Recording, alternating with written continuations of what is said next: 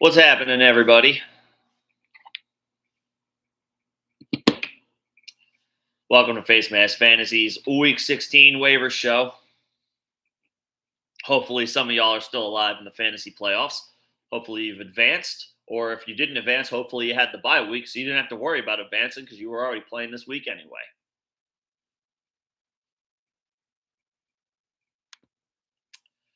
Just a small update. Probably not gonna have John today. He is at the doctor. He's continuing to deal with COVID. He is actually at the last I heard, he's actually at the doctor now. So I guess he's still currently going through getting over it, getting over COVID. So if he can join us later, great. Obviously, health is first. Health has got to be the number one priority. So I don't know if we're going to have him. He said he's going to try to make it. But TBD on that one. Till then, you guys got me today for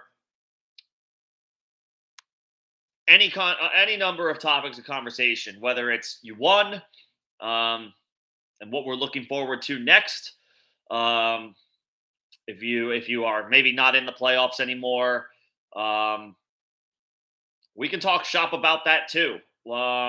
If you're not in the playoffs anymore, whether you missed the playoffs or maybe you lost this first week, and I mean this, I don't mean this in a demeaning way, but like we could talk. Where do you think it went wrong? Where do you think your season went wrong? Where can we course correct for next year? And that's obviously a question that we can have, over the coming weeks and months, not just today. But we can absolutely have that conversation as well. But hopefully you're still alive. Hopefully people are still playing something. And there's something to look forward to for Week 16 for Christmas Eve. Most of the games are on Saturday this week. On Christmas Eve, there's only 3 games on Sunday. To be honest, I don't think the games on Sunday are very good. We got Packers, Dolphins, Broncos, Rams. Yikes. And Cardinals, Bucks with no Kyler Murray for the second week in the row and for the rest of the season in general for Arizona. So most of the games are on Saturday. So obviously we got to plan accordingly. But anything's on the table. Whether you're still alive for the playoffs or not. If you're not in the playoffs, if you didn't make the playoffs, or if you got bounced out this week, what happened? What went wrong? And how can we learn from this, right? That's the only way that you can kind of approach it if you didn't quite advance past this week. How can I, give myself some constructive criticism? Where do I think things went wrong, and how do I can correct it going into 2023? And we'll take it from there. Kilo, Mike, what's going on, guys? Good to see y'all. Thanks for coming in. Like I said off the top, John is still dealing with COVID. He is at the doctor at the moment. He said he's going to try to join, but TBD on that one. So obviously, hopefully, he's feeling better soon. But I got y'all for however long anybody wants to talk shop today. We can briefly cover waivers at this point in the season. There aren't too many pickups that are going to swing as far as your roster or your starting lineup either way, as far as like going to swing the pendulum. Obviously, the big story right now is Jalen Hurts. Jalen Hurts has a sprained right shoulder. I almost said a sprite shoulder. A sprained right shoulder. Hasn't been ruled out yet against Dallas, but the reports and news dating back to yesterday have not been great. Haven't been good. Gardner Minshew is potentially in line to start against Dallas, not just this week, but also next week for the Eagles against New Orleans. And honestly might help A.J. Brown and Devontae Smith because Gardner's not going to run as much as Hurts does. Hurts runs, I think, to anywhere from 10 to 12 times a game. Minshew might run a couple of times. So it's a downgrade in efficiency, but it might be an increase in volume for AJ Brown and Devontae Smith. So if you are still in the playoffs and you're relying on one of the, and Dallas Goedert as well. Dallas Goedert's expected to return to the Eagles this week. I don't think he's 100% cleared to play yet, but he's trending in the right direction. Any one of those three guys, you have to fire them up, no matter who the quarterback is. And they honestly might get a little extra volume with Gardner Minshew in there instead of Hurts. Kilo, I am sorry, man. That's that's about as rough as it gets. To miss the playoffs, it's one thing to lose any one game in the year, but to by a point or less than a point, a fraction of a point. When it costs you a playoff spot, that hurts. That hurts. I'm sorry to hear that. Probably not too much. I mean, if you only lost by 0.36 and you were right in it for a playoff spot, I mean, you had a good squad. It just didn't materialize, and again, that can be, we can talk about that as well. This is a safe space. We can talk about what anybody wants to talk about as far as like, I didn't make the playoffs. Where do I go from here? How do I, what do I do moving forward? It's all about reassessing your approach, your mindset, your strategy. Did it fall flat because I picked the wrong players? Did it fall flat because I tried to go zero RB this year, but that turned out to not be a good strategy because there were plenty of good running backs at the top of the draft that were good most of the season, right? A lot of people in top fives of drafts this year took Justin Jefferson, Cooper Kupp, Jamar Chase over Austin Eckler. Jefferson probably worked out, and for the start of the season, Cooper Kupp did. But ultimately, Eckler, that made sense. It made sense to just take him. It made sense to take Derrick Henry.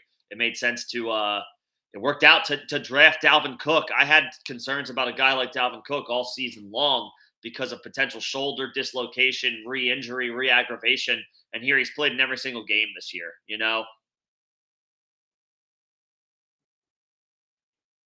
It's just like little random things like that. But that's okay. Look, if at first you don't succeed, right? We've all been in this long enough to probably have some, for every awesome win that we have enjoyed, we have suffered some demoralizing defeats. But we're going to pick ourselves up. We're going to take a look at how we approached this season, and we're going to see what worked and what we can do again next year and what didn't work. And how do we get better next year? How do we tinker with our strategy just a little bit, just enough to make sure that we end up back in the playoffs next year. 0.36 sucks, though. I'm sorry about that, man. I always encourage people, and I'm gonna, I'll be hammering this home a lot this year. In addition to your season-long leagues or your redraft leagues, your keeper leagues, your dynasty leagues, get in. I mean, it depends on your location as well. Not everybody can just download the Underdog app, but join some best balls. Put some best ball teams together. Whether it's Underdog, whether it's Yahoo, DraftKings, FanDuel, they all have best ball options. Throw some of those together over the course of your offseason. One, it gives you something to do as it pertains to fantasy. So it's a nice little way to scratch that itch, so to speak. And all you need is a couple to end up working out, being good, advancing. And if your season-long leagues don't work out, at least you still potentially have something to work, to root for. Admittedly, I only had one team that made one good team make the playoffs this year. As far as with monetary implications, I have a pretty good squad in our Facemask Fantasy Members League, but that's for bragging rights and pride more than anything. It's not for financial or any type of monetary gains. So that team's pretty. Although I lost Kyler Murray, so it's super flex, so that one hurts. So we'll see what happens there. But One of my dynasty teams was the only one that made the playoffs. I thought, and I had a really good team. I had a really strong team. Unfortunately, it didn't work out. I didn't win the game. But I have a best ball team, a best ball tournament team that did advance to week 16. So I'm wheels up. I'm rooting for that team. I'm rooting for that roster. I think I have the Cousins Jefferson stack. I think I have Thielen it too as well in there. My running backs are weak. I have like ETN and Fournette. I had Jerick McKinnon explode against Houston. Receivers are fine. Jefferson, Godwin, Thielen. I have Garrett Wilson. I can't remember who else in there. And if Mark Andrews ever returns to top 3 form, then my should be all right. I could be all right. But season long dynasty keeper, those are for me. Those are over. So I'm right there with anybody who's currently mourning the loss of their season. But that's all right. We're going to get through this together. Or we're going to help each other for those of us who are still alive, keep advancing, keep winning. Let's get to week 17 and let's get those chips. George, what's going on? You played Burrow and Higgins. That worked out. That worked out quite nicely. The Bengals have who do the Bengals have this week? I know Fields. I know the Bears have Buffalo, which is a tough matchup. But Fields has been an absolute monster. I would probably go Fields because of his Konami code upside.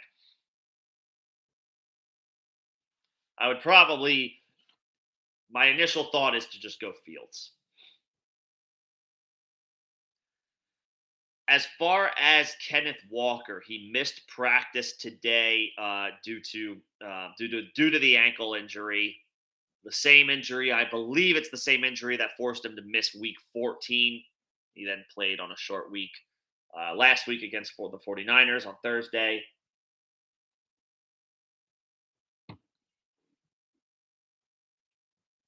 Pete Carroll just said we'll see when it comes to Walker's availability for Saturday. If you are still alive, George, whatever fob you have left or whatever waiver priority you have left, I grab DJ Dallas, grab Travis Homer, whomever's left. You may not start those guys, but at least you'll give yourself the option. You'll give yourself a little bit more flexibility.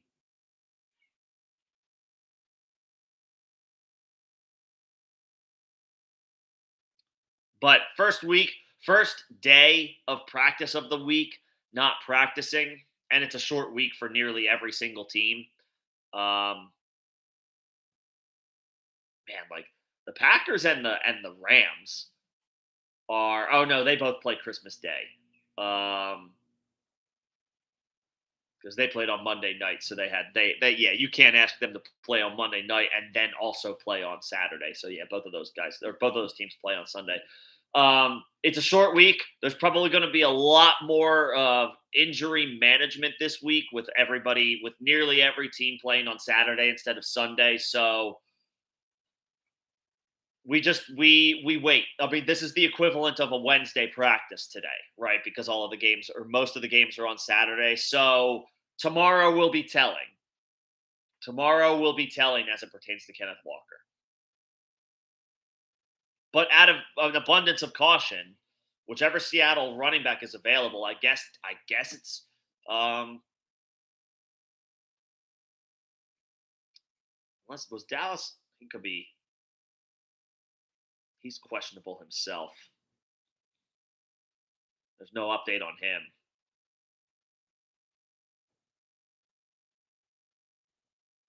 I wonder if Underdog has anything about DJ Dallas, that like their underdog news alert.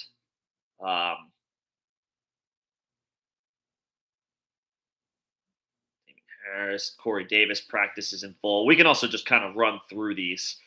Yeah, I don't see anything. Chris Olave didn't practice today, so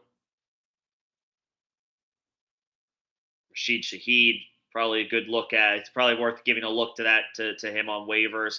Devin Duvernay is on IR, so his regular season is over. I'm not exactly running to put a claim or bid in on Sammy Watkins or Deshaun Jackson, James Prochet, anything like that.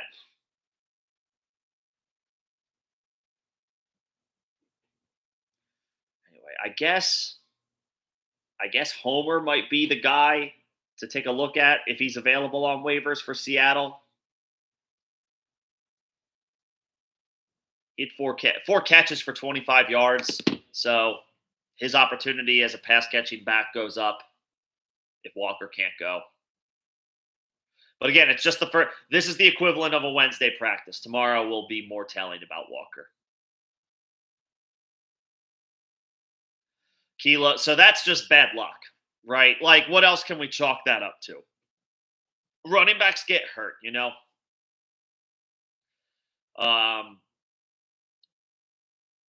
I was out on Javonte Williams at cost. Not not saying that I predicted injury, but as much as I love Javonte Williams as the talent, I didn't like his ADP relative to what we expected to be a committee that wasn't going to warrant second round draft capital or 2-3 turn draft capital. That being said, you can't operate worrying about injury. I was very in on Brees Hall. So what are you going to do? Right? It's just that's just the luck of the draw, so to speak. It's just bad luck.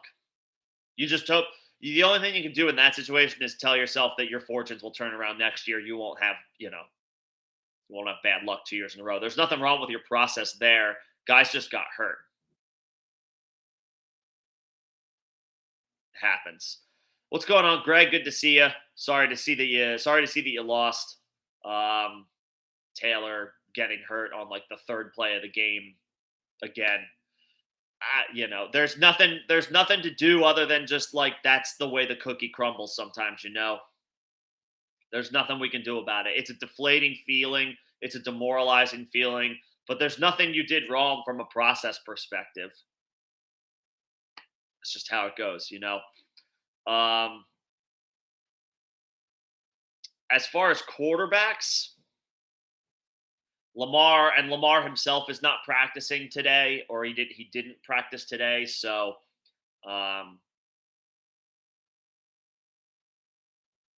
could be another week of Tyler Huntley as the Ravens try to hang on in in the race for the AFC North, which the Bengals now appear to have a bit of a vice grip on. But Minshew, Rodgers, or Daniel Jones, probably Rodgers, Greg. The game will be in Miami, so it'll be warm. Not that the Packers are worried about playing in cold weather, but the Packers are desperate, right? They need to win every game to have a chance to make the playoffs. Rodgers got Romeo Doubs back. A.J. Dillon cleared concussion protocol today, so he's going to have his running backs at his disposal. And it's a good matchup by the numbers. The Dolphins give up lots of scoring to opposing quarterbacks and wide receivers. So I would tentatively go Rodgers there. Minshew is definitely intriguing because of the weapons. But I can't start Gardner Minshew. I can't start Gardner Minshew over Aaron Rodgers. You know what I mean? It's been hard to trust Rodgers this year, but the matchup is spectacular. The matchup is spectacular. I don't love it, but that's where I would go. What's going on, Iron? Good to see you.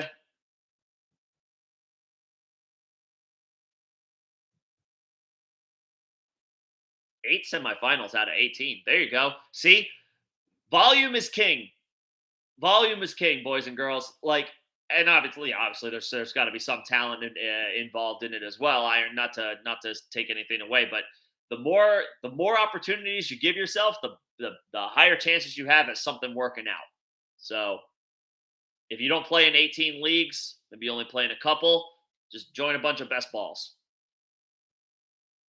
I respect the grind, though,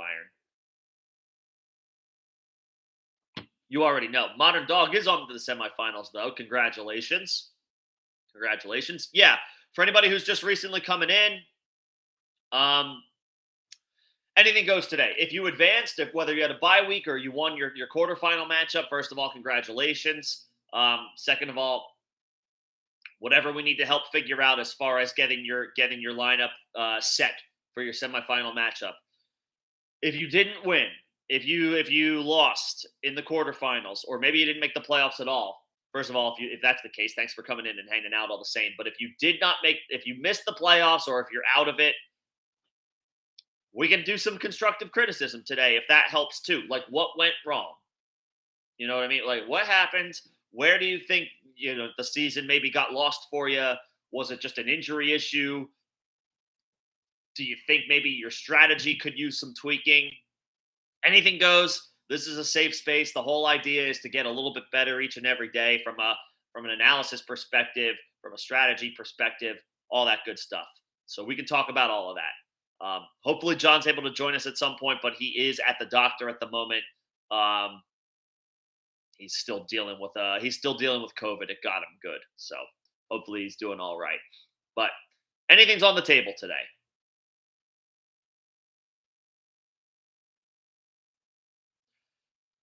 Chris, what's going on? Trevor Lawrence is on waivers. I would certainly have contingency plans ready to go if you have Jalen Hurts. If you have Jalen Hurts, remember, from an NFL perspective, not even a fantasy perspective, the Eagles can afford to take their time with Hurts. They only need to win one more game out of the next 3 to clinch the number 1 seed in the NFC, and 2 of those 3 games are at home against the Saints and Giants. The Eagles are better than both of those teams. No disrespect, the Eagles are better than both of those teams, probably even with Minshew as the quarterback, if everyone else is healthy anyway, and playing. It would not surprise me to see Jalen Hurts not play in this game out of an abundance of caution. So you got to have extreme backup plans, or not extreme, just contingency plans, backup plans ready to go. As far as Trevor Lawrence, I mean, there's no question. He's on an absolute heater right now.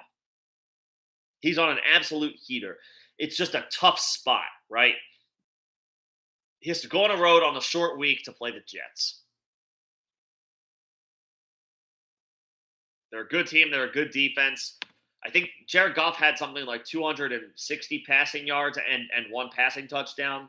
So he's up to 3 passing touchdowns on the year.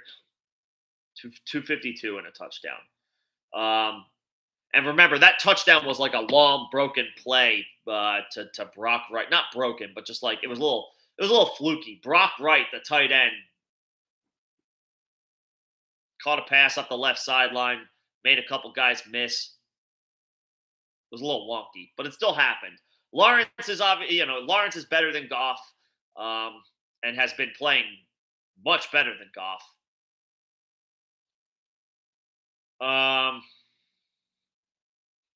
I mean, from a talent perspective, he's the guy you want to have. But from a matchup perspective, it's kind of dicey. Just on a short week on the road against a good defense that has been, for the most part, shutting down opposing wide receivers.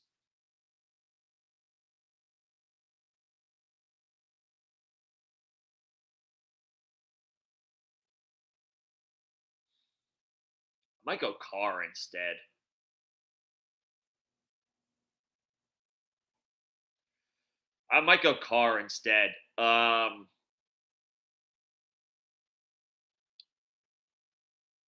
Purdy's enticing because of the situation that he's in, but he's on the injury report with the oblique. We assume he's fine. We have to operate like he's fine. But he was on the injury report with this same injury last week. He was fine on a short week against Seattle. I think he had he broke 20 fantasy points, I'm pretty sure, in most default leagues.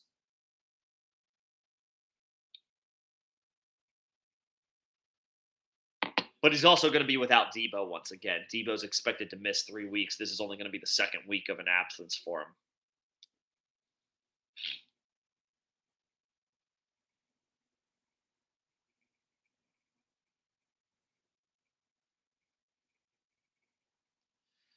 Carr has the best matchup, Chris. And despite being on the road, I might go that way. Now that Darren Waller is back, now that Hunter Renfrow is back, Carr has his full complement of weapons, and there's nothing scary about the matchup against Pittsburgh. There is a little something scary about Trevor Lawrence having to go on the road to play the Jets on a short week, who have been really good on defense.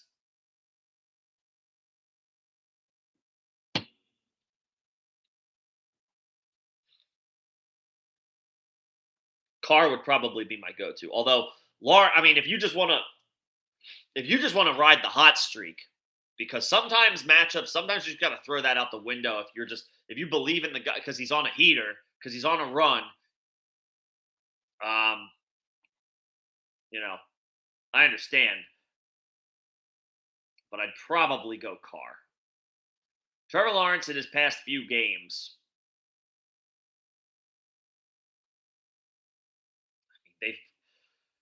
I don't want to take anything away from him, but all of these really great performances have been in plus matchups. Dallas wasn't, but at least they were at home for that game. When you're at home, a bad matchup doesn't scare me as much. When you're on the road, that's when I feel like it comes more into play. And that's the situation Trevor Lawrence is facing this week. So I'd probably lean Carr, Chris.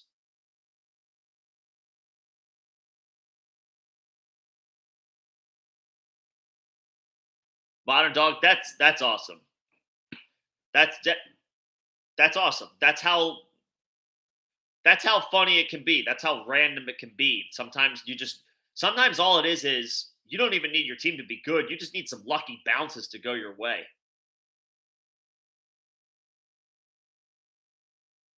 And Stevenson worked out. Ramondre had a huge day.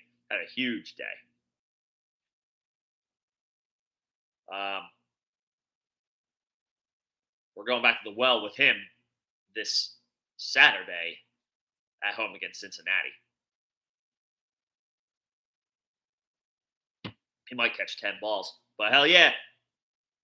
All it is survive in advance, right? Doesn't matter how you get there, just survive in advance. Iron. So I guess I would I would also suggest Carr in case you didn't hear what I said as far as a response to Chris's question. Carr has the best matchup, and he has his weapons back. He has Darren Waller back. He has Hunter Renfrow back. Still has Devontae Adams and Josh Jacobs at his disposal. But I do not think Hurts will play. I would be surprised if Hurts plays. If Hurts plays, then this sprained shoulder is a smokescreen and is not a real thing. And I can only operate right now that it's actually true, that it's actually a legitimate report. I do not think Hurts will play. The Eagles can afford to rest him if he is actually banged up. They do not need him. It's not like the Eagles. This is the potential, this is what you potentially deal with when you have players on the team with the best record at this point in the season. They can afford to play it safe, and they will if they have to. If Hurts is actually injured, and again, I have no reason to believe that these reports of a sprained shoulder are anything other than true, he's not gonna play. He's gonna sit for this week to rest up. The Eagles only need to win one more game out of their final 3 games to clinch the 1 seed. And 2 of those games are at home against the Saints and the Giants. The Eagles are better than those teams. Obviously, anything can happen, any given Sunday, right? But if the Eagles don't play Hurts this week, lose to the Cowboys, and then beat the Saints next week, then the Cowboys game is not going to matter.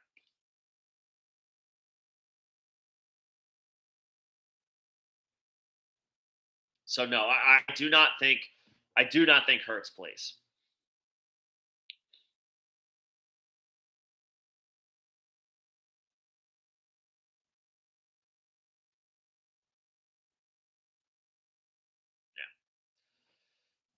Yeah, I mean, the good thing about having a quarterback that is in a game where they're down early, that is the most ideal spot to be in. when you have a guy of Burrow's caliber, therefore you know that his team is never truly out of it. A 2 touchdown deficit early is like the best case scenario for your quarterback, because he's going to be throwing and taking extra chances that could include scrambling, um, all game long, all game long. There's not going to be any, I don't have a big lead in the first half and then I'm running the ball in the second half. There's not going to be any of that. That's the advantage to when your quarterback is on a team that's losing early. It's going to be chucking all game long from that point out. So that works.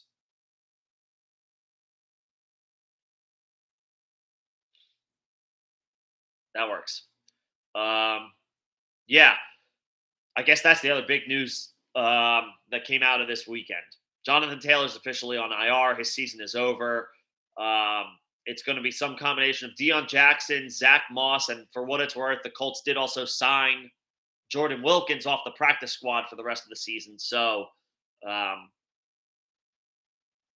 it could be a weird 3-headed monster. It's not exactly a 3-headed monster, but it'll be a 3-way split potentially, or it could change game to game, or for these last 3 weeks as the Colts are just looking forward to getting to the golf course. Their season has been nothing short of a disaster. And the icing on that cake was obviously this last week comeback by the Vikings, which was the biggest comeback in NFL history. Sorry, Indianapolis, but that's abysmal. Taylor had nothing to do with that, though. He got hurt on the third or fourth play of the game. It's unfortunate. Yeah, so Deion Jackson can be the top priority. Zach Moss got involved as well and could be the cheaper alternative. Again, we can't sit here and definitively say that we know how big of a role, if any, that Zach Moss will have for the final couple games of the season. He finished with 24 carries, though. Moss did. Moss got a ton of work. Some of that was because they were up big, right? The Colts originally had a 33-point lead.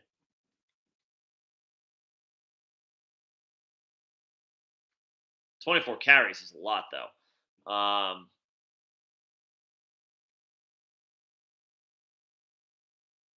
Jackson, on the other hand, 13 carries for 55 yards. He caught his only target for a 1-yard touchdown as well. So we have to remember Deion does have some pass-catching chops. At this point, sure, it's worth it to spend. It's worth it to spend FOB on Jackson. It's probably worth it to spend a little bit of FOB, not as much, but a little bit of FOB on Zach Moss in deeper leagues. But it is noteworthy. Zach Moss was the one who did lead that backfield in touches.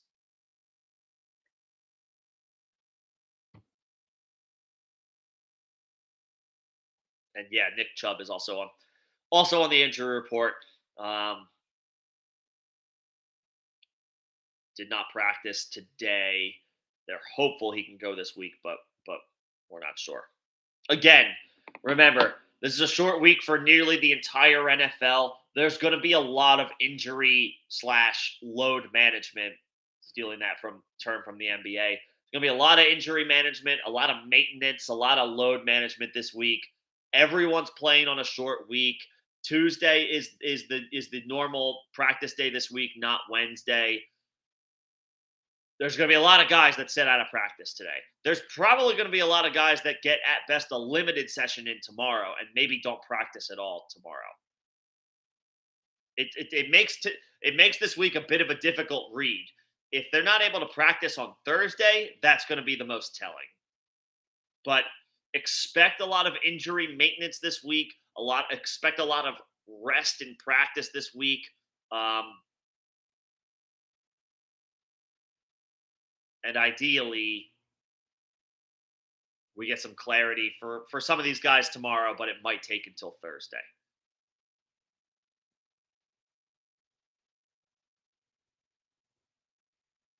Nemo, what's going on, man? You already know.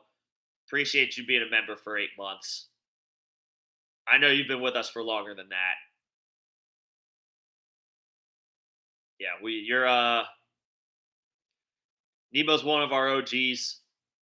We love all our members. We appreciate our members and their support. We will have you guys for a Thursday stream, well, pending John's health, of course. But at the very least, I'll have the members on Thursday ahead of Thursday Night Football. We'll be kicking it ahead of the game. And if there's any questions that the members that you guys have going into the game or in the weekend in general, you already know. Um, the conversation is a bit smaller. Um, if anyone's interested in becoming a member, maybe not for the regular season, but moving into the off season, you'll continue to get streams with us. You'll be able to join leagues with us. You can get one-on-one consultation opportunities with us whenever you want. It's probably a little bit more of a helpful perk in the off season, actually, especially if you play Dynasty. But we think we've got some decent incentives. The winner of our face mask leagues will be receiving some merch, jersey of your choice, whatever you choose, whatever you want. And it's fun to have. It's just fun to have these leagues with the members. It's fun for bragging rights and all that good stuff.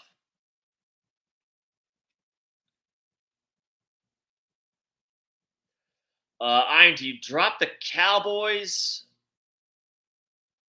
We got to pick up Deion Jackson or McKinnon.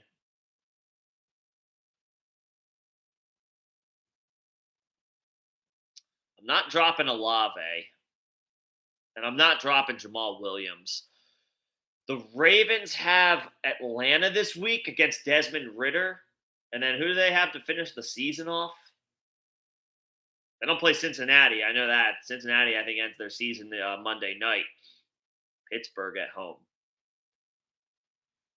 Iron, if this is a season-long league, yes, I would drop his defense.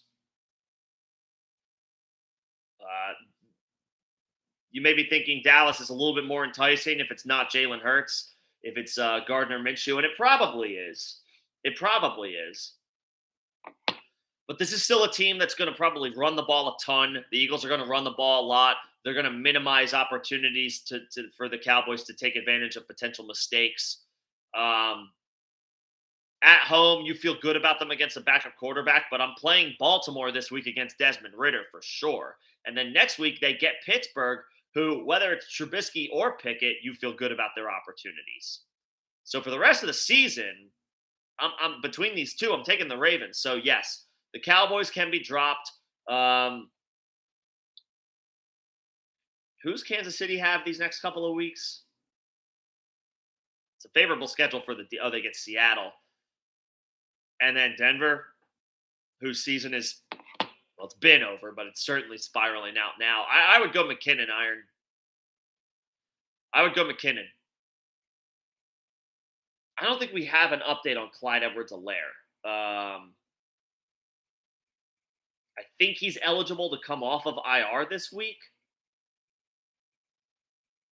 Close but not ready, according to Andy Reid today. It's going to continue to be Jerick McKinnon for the next 2 weeks. I would pick up McKinnon for the Cowboys defense, Iron. I would absolutely do that. What's going on, Elout? Good to see you. Yeah, I know these injuries at the end of the year when it's do or die time. That it sucks. It hurts.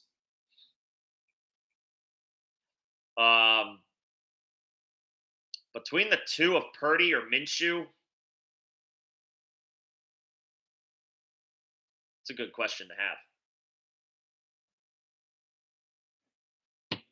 Purdy's got some type, if you believe in rhythm or the fact that he's been getting the first team reps for 3 weeks in a row, he's got a perfectly good collection of talent around him. McCaffrey, Kittle, Ayuk.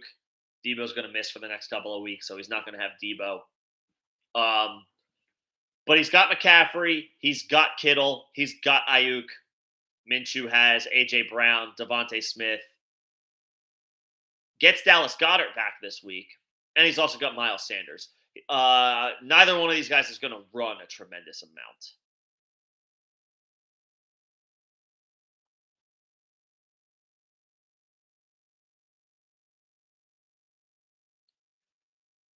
Um, Minshew has a tough matchup against Dallas at home. Purdy gets Washington at home. Minshew is or Dallas on the road. Minshew plays Dallas on the road. Purdy gets Washington at home. I'd probably go Purdy, eel out. Probably go Purdy. Gets to play at home. Nothing super, super scary about Washington's defense. Even if Chase Young is back, it'll be his first game back. Needs to knock that rust off.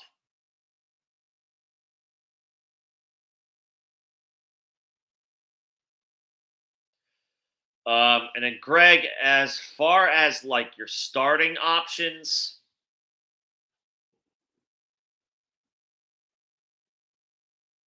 the Jags are on the road on a short week against Jacksonville.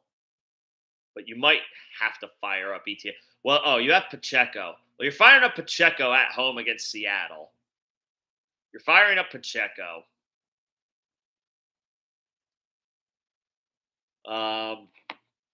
The Bucks have the Cardinals on the road. You have both Lenny and Rashad White. You might just want to keep both of those guys on the bench so that they don't cannibalize each other, or you potentially make the wrong call on which one actually ends up working out. I would tentatively go Pacheco. Man, do you just double up on your Chiefs running backs and play Pacheco and McKinnon? And then go DJ Moore at home against Detroit? That's tentatively what I want to do, Greg. Let's obviously keep an eye on injury reports and practice reports and all that good stuff between now and Thursday. Again, there's not going to be any practices on Friday except for the teams that are actually playing on Christmas. Most of the teams are playing on Saturday this week. So Thursday is going to be telling for most of these guys. I would tentatively play my Chiefs running backs against Seattle, and I would go DJ Moore at home against Detroit. Great matchup. That's what I would do. Nemo, I didn't even see this when I saw your member message. That's pretty awesome. You got three guys or three teams through to the teams through the semifinals. Let's get these wins. Leon. I hope one of those is correct. Hopefully, good to see you. Watson, Judy, Dobbins, Dylan, London, and Hollywood. You need to play a wide receiver and a flex. I think Dobbins needs to be your flex against Atlanta at home. Dobbins needs to be your flex. As far as a wide receiver, I would keep an eye on. Well, I was going to say Judy, but he does probably have to go up against Jalen Ramsey this week. It's either Christian Watson or Jerry Judy.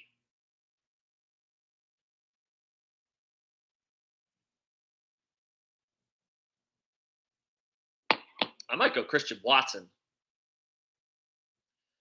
I'll probably go Watson and Dobbins tentatively. I don't know if did Cortland Sutton return to practice today?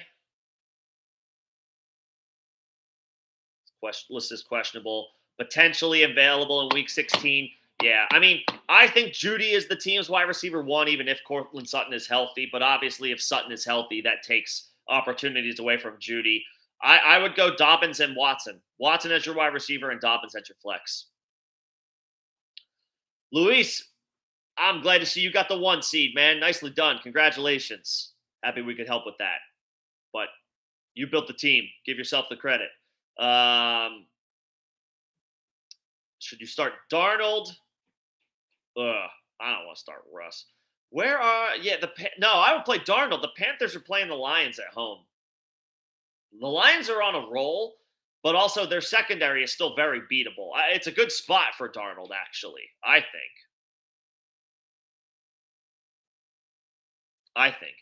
As far as Bam Knight versus James Cook, did Bam Knight he got banged up, didn't he? Did he leave that game with an injury? Oh, he's off the injury report. That's good. Yeah, he left the game. Right, that's right. Zonovan Knight left the game in the third quarter. But on a short turnaround, he's not on the injury report. against Jacksonville, which is a good matchup. It's a good matchup. Meanwhile, James Cook is on the road against Chicago. That's a good matchup. That's a very good matchup.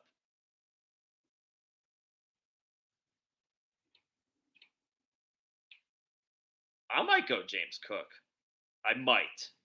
The opportunities are fewer. He only had he had 5 carries and 3 targets. James Cook did in week 15. Turned 3 of those targets into 2 catches for 5 yards and a score. But this is a spectacular matchup. On the road in Chicago, they're giving up top 7 production to opposing running backs. Jacksonville's giving up good production as well. So Zonovan Knight is certainly in a good spot. It's just a little. I mean, I'm happy he's off the injury report already. That's good, but he left the game early in the third quarter. That makes me a little like, how healthy actually is he? That's all. I think I actually slightly lean James Cook, and I would go Darnold over Mister Very Limited. Let's call a spade a spade. Yeah, I would totally go Darnold. But good luck, Luis. Glad to see you got that 1 seed. You got to chill this week. That's nice. It's always nice to have a bye week, right? Until now. Now the sweat begins. Click. What's going on, Click? This is the matchup. Mahomes, Adams, Watson, Eckler, Connor. This is good. Kittle, Wilson. This is good. Patriots are against Cincinnati this week. I know they're at home, but I don't love that for the Patriots. Brady, Hill, DK, Cook, McKinnon, Kelsey, Pacheco, and the Chiefs defense. I mean, it looks pretty even. Kelsey and McKinnon on team 2 have opportunities to siphon points away from Mahomes on team 1. I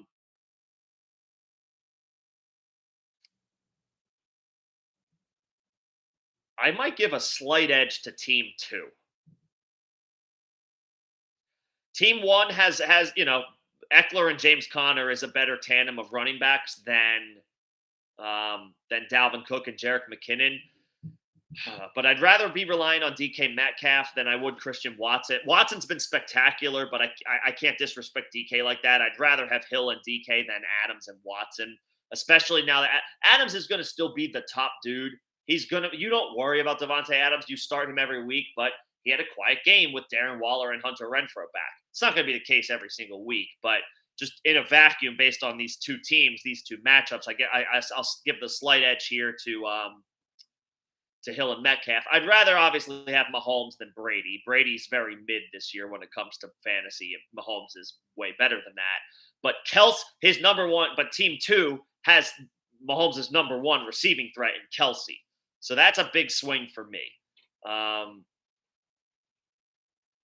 And in the flex, I'd rather have Pacheco against Seattle than Garrett Wilson against Jacksonville. Isn't Jacksonville pretty sure they've remained pretty stingy against opposing wide receivers? Oh no, that's changed. That's done. I mean, both are viable. Wilson had another good game with Zach Wilson in there, so both are fine. And then I'd rather have the Chiefs defense than the Patriots against Cincinnati. I think I give a slight nod to team 2, Click, but I mean, team 1 has plenty of pieces to still be able to get it done. But I guess in a vacuum going into the week, I guess I'd give the slight nod to team 2. Nemo, is either Colt worth adding? Deion Jackson's definitely worth adding. But Zach Moss, I mean, this could be a little bit because of the situation at the beginning of the game. Indy had a 33-point lead, and Zach Moss got 24 carries. Now, he was very, inefficient with them. He got 81 yards. So that's less than 4 yards a carry. That's not good. So I guess I would still lean on Deion Jackson. Depends on who your other options are as far as starting, though. But he's worth an ad. Deion Jackson's worth an ad. He only got 13 carries, but he did catch his only target for a touchdown. Deion Jackson is probably the more viable pass catcher. Zach Moss's he got a lot of opportunities and he did nothing with it. I would rather have Deion Jackson. As far as starting him, um, depends on who the other options are. Between Waller and Komet, Greg, I'm going. I'll go back to the well with Waller. I'll go back to the well with Waller. We drafted him to be a top 5 tight end, and he caught a touchdown in his return. Let's go back to the well with Darren Waller. Jay Cross Country, what's going on, Jay? Good to see you, man. Nemo, the Jags defense against Zach Wilson or the Chiefs? I'm taking the Chiefs. I would rather have at this point in the season. I would rather take a shot on the defense attached to the offense, who I expect to help win some games. They only had 3 points against Houston in one sack, 1 turnover. They'll be better at home against Seattle. The Chiefs will be better at home against Seattle. The Jags should be okay, but on a short week on a Thursday night on the road, I'm not as enthusiastic about them. I'll take the Chiefs. I'll take the Chiefs at home against the Seattle team that's lost a couple in a row, and they appear to be kind of like cratering out a little bit. Modern Dog, I'm taking Field. I love Burrow, but I'll take Fields. He's a cheat code. He had another QB1 performance with all of his receivers out, and Equinemius St. Brown had to leave the game early in the first half, and he still put up a QB1 performance. Give me Fields. Give me Fields.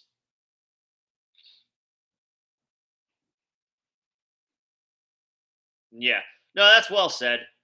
It takes skill to get to the playoffs, but yeah, if you had Jonathan Taylor, your hopes are dashed, right? And then there's nothing you could do about that. If you had Stephon Diggs or Devontae Adams this week, they didn't help you at all. So, I mean, they helped you get here, but then in an unfortunate turn of events, neither one had a good game. What are you going to do, you know?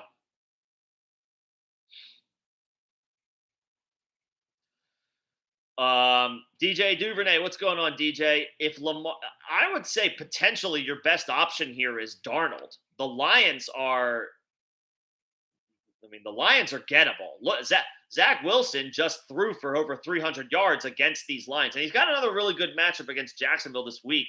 But on a short week, I'm like less enthusiastic about that. I'll take Darnold at home against Detroit. The numbers don't exactly pop out at you for Darnold this past week, only 225 passing yards and a touchdown. But against the Lions, who are pretty good at stopping the run, I would just lean on the matchup. I would lean on the matchup, and I would play Darnold. I would play Darnold. Chase the fact that Zach Wilson had a good game against them. Chase it. Chase those points with Sam Darnold, and go right back to the well. Play the quarterback who's playing the Lions. They're good on defense against the run. The pass is a different story. I would go Darnold. And Iron, as far as that being non-PPR, I would still pick up McKinnon.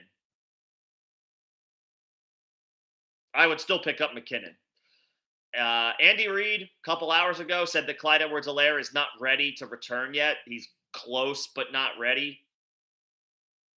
Even if he was, give me McKinnon. In a matchup against Seattle, they're top 3 as far as production given up to opposing running backs. Give me McKinnon. What's going on, Alex? Good to see you, man. Appreciate the warm wishes. Yes, of course. Hopefully, everybody. At the end of the day, hopefully everybody has a great holiday season. However you're spending it, however you're celebrating it, whether you're celebrating now for Hanukkah or you've got Christmas coming up this week. However you guys are celebrating. Maybe you're not celebrating at all. Hopefully everybody enjoys the holiday season. However you choose to spend it, you know. As far as ETN over Montgomery, I mean, ETN finally had a nice day. It took him a few weeks. But he finally had a nice day at home against Dallas, 19 carries for 103 yards. What remains baffling to me is they continue to not really throw him the ball. He had 3 more targets. Again, hasn't topped 5 targets in the game this year. 2 catches for 24 yards. Why is he not getting used more in the passing game? 19 for 103 is great. That's good. But that's going to be harder to do on the road on a short week against a Jets defense that is a bottom 8 matchup by the numbers for opposing running backs. I think I would play Montgomery. The Bills have a good defense, but they can be had on the ground. And they're going to be without Darnell Mooney once again. Well, he's out for the season. If Chase Claypool's not able to be back, he's estimated limited in practice today. All right, so he is back. I guess that could help take some attention away. Montgomery's at home. I would still go. I would go Montgomery over ETN, even if Khalil Herbert plays. Mike, as far as what to do about Chubb, man, I mean, we just got to ride this out. We got to wait and see. Today is, for all intents and purposes, today is like the Wednesday version of practice. It's the first practice of the week. Guys are going to be load managed, maintenance, injury managed all week this week because it's a short week for nearly everybody. There's only 3 games on Sunday. Everybody else is playing on Saturday. Lots of missed practice time this week is to be expected.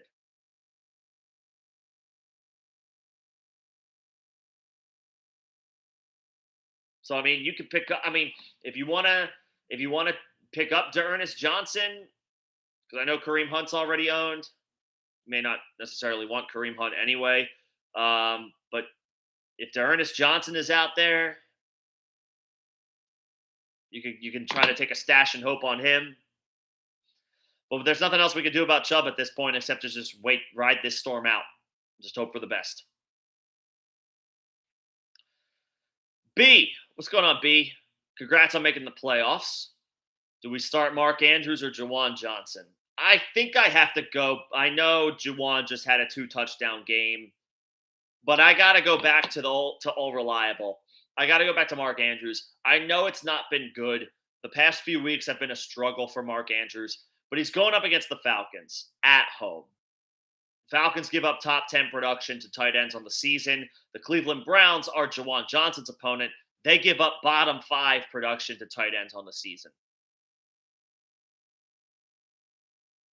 We drafted Mark Andrews to be a top 3 tight end, to be a top 2 tight end, really. Let's play Mark Andrews. I know Johnson popped. I know he had a great game this past week against the Falcons. Let's chase those points and play Mark Andrews against the Falcons. See what I'm saying? Juwan Johnson popped against the Falcons. Hopefully Mark Andrews can pop against the Falcons. I'll play the guy I drafted to be the tight end 2 on the season. It hasn't materialized. It hasn't worked out that way. But this is a get-right game for Mark Andrews at home against Atlanta.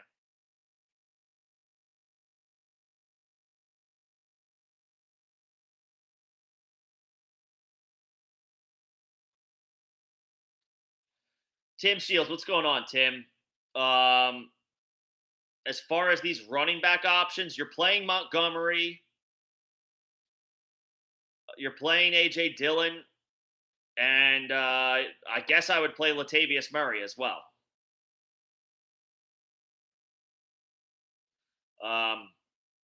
You could play Walker. If Walker goes, then play Walker over Dillon. If Walker's healthy, play Walker. Play Montgomery, Walker, and Latavius Murray. But if he's out, and just to make sure I know, Pittsburgh gets. Are they playing Baltimore this week? No, they're playing Vegas. Deontay Johnson is suffering from turf toe. Deontay had by far his best game of the season this past week. 10 catches for 98 yards. But if he's dealing with turf toe, I don't want to touch that.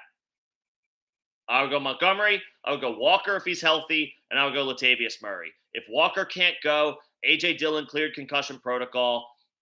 I would go to him. I would wait on that. I would wait on that. The defense. Who are the Chargers playing? Oh, are they playing the Rams?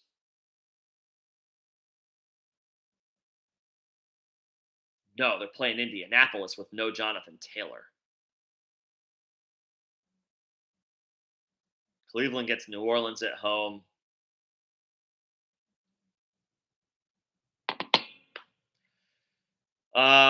The Chargers. I would play the Chargers. I play the Chargers because the Colts are already a spectacular matchup for opposing defenses anyway, and they don't have Jonathan Taylor. And then just from an intangible perspective, I mean, you could give me the whole spiel about how they're professional athletes. They'll get over it. They'll move past it. They're on the next week. That's got to be the most demoralizing loss that those Colts players will have in their entire careers. You can't tell me that there's not a human element in there where they're just done. Like, the Colts are ready to go to the offseason. They are ready to hit the links.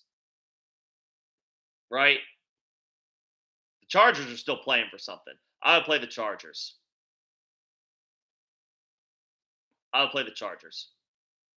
That being said, I would take a kicker kicking in the dome versus a kicker, kicking at MetLife Stadium. Or where are the Giants playing this week? Are they at home? Oh wait, they're both on the road. Oh, they're playing in Minnesota. Oh no, I would take Gano. Never mind. Play the Chargers defense, and then that way you can fire up Gano. You don't have to root against the Colts kicker because they'll be kicking against your defense. Gano's going up against the Vikings, who give up lots of production and points to kickers. I would do that, and he's kicking in a dome. No weather concerns. There's no weather concerns in Minnesota since they play in a dome. Yeah, Chargers and Gano.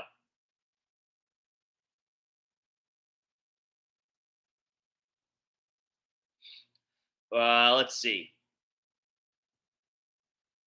Can we pick a quarterback, 2 backs, 2 receivers, a flex? I'm going Fields over Burrow. I love Burrow, but I'm going with the upside that Fields brings to the table. McCaffrey, I would play Walker if he goes, but I guess I would go McKinnon if he doesn't. And yeah, and then those first 3 wide receivers are your 2 wide receivers in a flex, Jay. CD, Chase, Waddle.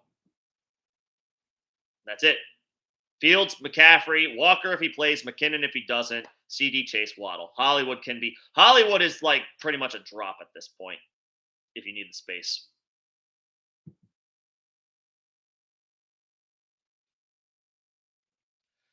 Modern Dog, I would not start Dotson over any of those guys. I know Dotson showed out against the Giants, and he looks really good. But I got to play the guys that got me here this year. Despite the tough matchup, well, Kirk is going up against Sauce Gardner potentially. That being said, I think I have to play Christian Kirk. Kirk at least will go into the slot a lot. Sauce might not necessarily follow him in there.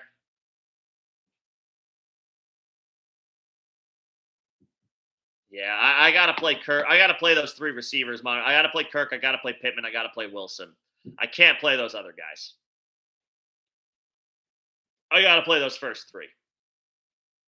And Tim, I'm going to Goddard. I'm going to Goddard over Ingram. It's dicey because Ingram plays Thursday night. Goddard doesn't play until Saturday.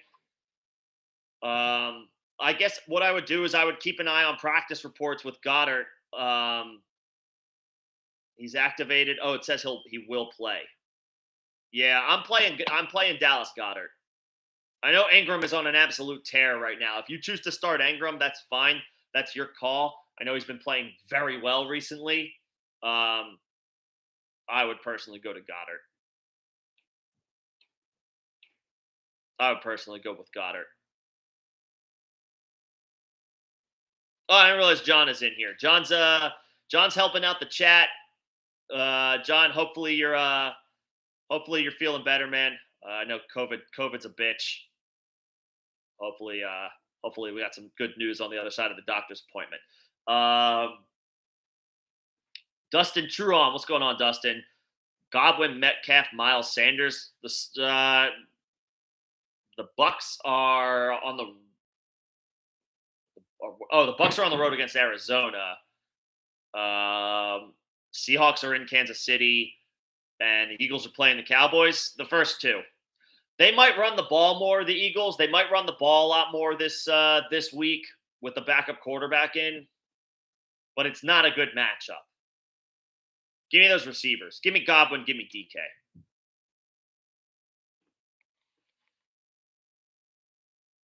Give me Godwin. Give me DK. Will, what's going on, Will? Jackson Moss or Algier. The Falcons have the Ravens. I'm not crazy about that. I would probably go Deion Jackson. Because at least it's a great matchup. The Chargers are gettable on the road or on the ground. The Chargers are on the road. The Colts are at home. I would probably go Deion Jackson. At least he's got some pass catching upside. Zach Moss got a ton of work, but he averaged less than 4 yards a carry. I thought Zach Moss was going to be a solid NFL player.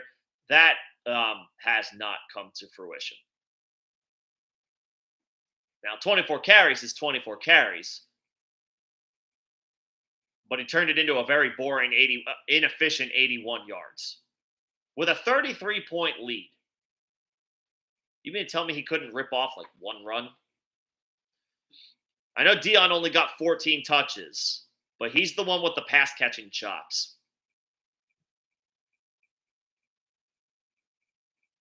Plus, clearly, I mean, giving Zach Moss 24 carries did them absolutely no favors.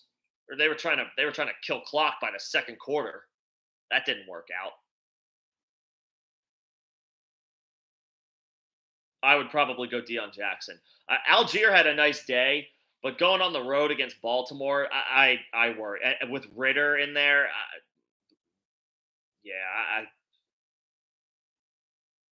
I wouldn't want to play him against Baltimore on the road. If it was at home, it might be a little bit of a different story. I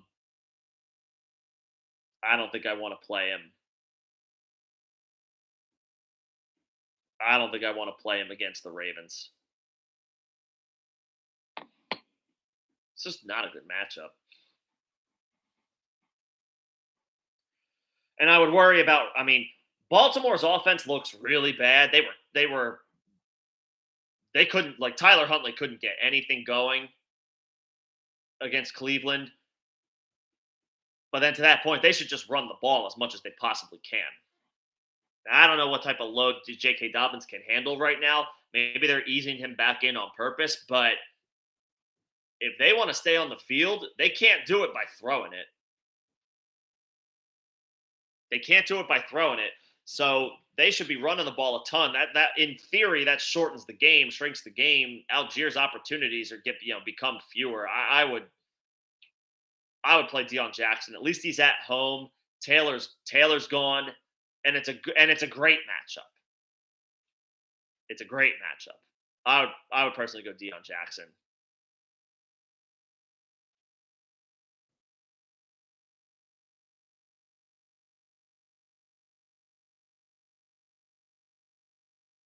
I would personally go Deion Jackson.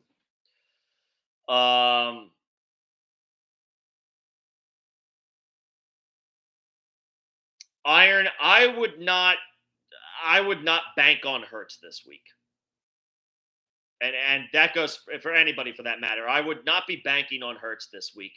If he plays, I would be surprised. And that would mean that that these reports are like a complete farce. Because he's not going to play unless he's 100%. If he's anything less than 100%, the Eagles have no incentive to put him out there. They can lose this game, and they still have 2 home games left to clinch the 1 seed against teams that they are, on paper, markedly better than. I would not risk Hurts this week. So I guess if you only have room to pick up a backup quarterback, then yeah, I guess you got to sacrifice McKinnon to pick up Carr because I would want an alternative quarterback option this week if I have Jalen Hurts. You can't rely on Jalen Hurts this week.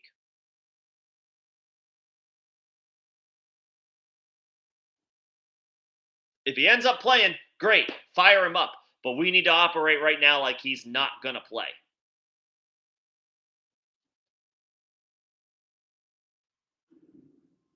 We need to operate like he's not going to play. But yeah, I haven't heard anything otherwise. I haven't heard anything otherwise that he says he's fine. That's fine. Players are always going to tell you that they're fine. Credit to them, but that doesn't mean that they get to make the final call. The team's going to ultimately make that decision.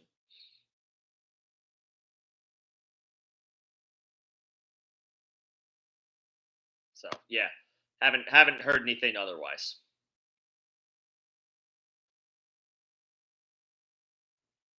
We'll get more information in the coming days, though.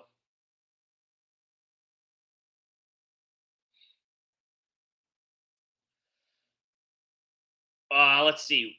Waller, Okonkwo, Hawkinson. Man, you got a lot of options at tight end, Nemo.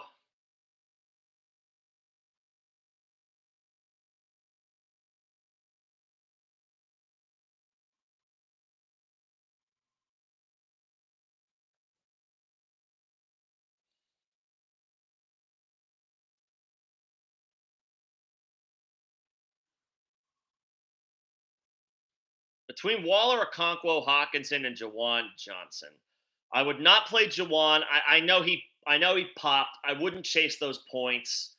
It's a bad matchup against Cleveland. With Chigakonkwo, I'm not playing. Ryan Tannehill's status for this weekend is iffy, so I'm not playing Chigakonkwo if it's Malik Willis in there. I mean, it's down to your two obvious names, right? It's down to Waller and Hawkinson. The Raiders have Pittsburgh on the road. The Vikings have the Colts at home. Or no, sorry, that was last week. The Vikings have the Giants. That's right, the Giants at home. Not a bad matchup. Not a bad matchup for Hawkinson.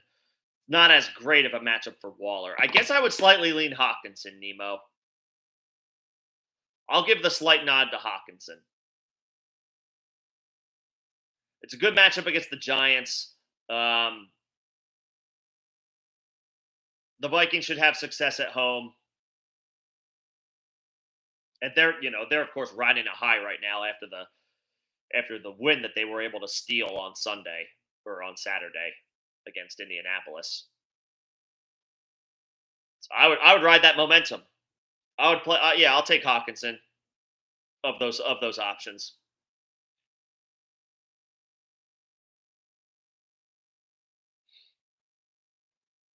Yeah.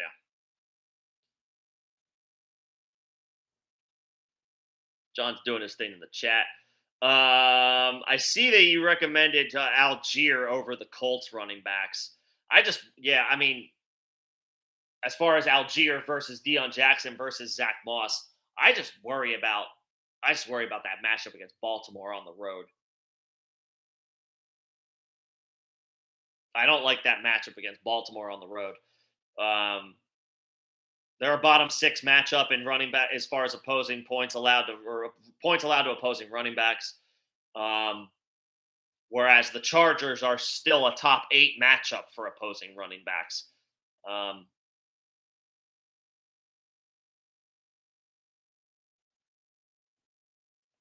would probably go Jackson. I know volume is king, but man, Zach Moss with the most uninspiring 81 yards on 24 carries. That's like,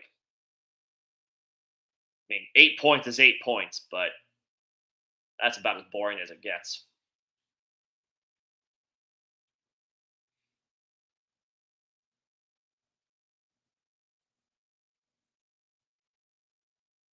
At least Deion Jackson has decent pass catching upside um, against the Chargers defense that allows plenty of production to opposing running backs. And plus, on top, Algier with the rookie quarterback. I mean, say what you want about Matt Ryan, but at least he's a vet. Ritter's going to be playing his second straight road game. This one's going to be on the road. I don't know. I have a bad feeling. I don't have a good taste in my mouth about that situation for the Falcons.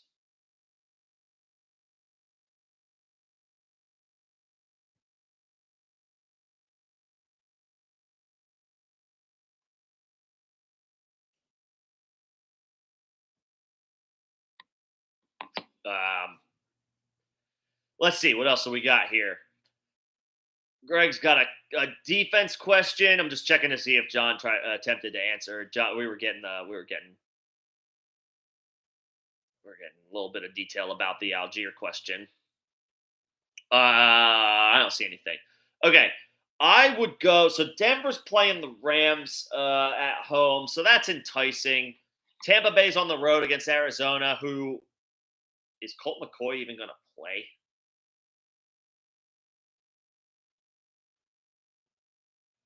Not that that matters all that much.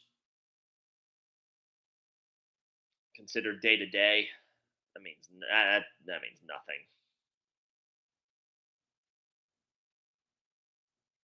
I mean, if it's down to Trace McSorley, you might need to go Tampa Bay just based on that, Greg. Tampa hasn't been spectacular this year, but I mean, you'll take your chances against a third string quarterback any day of the week.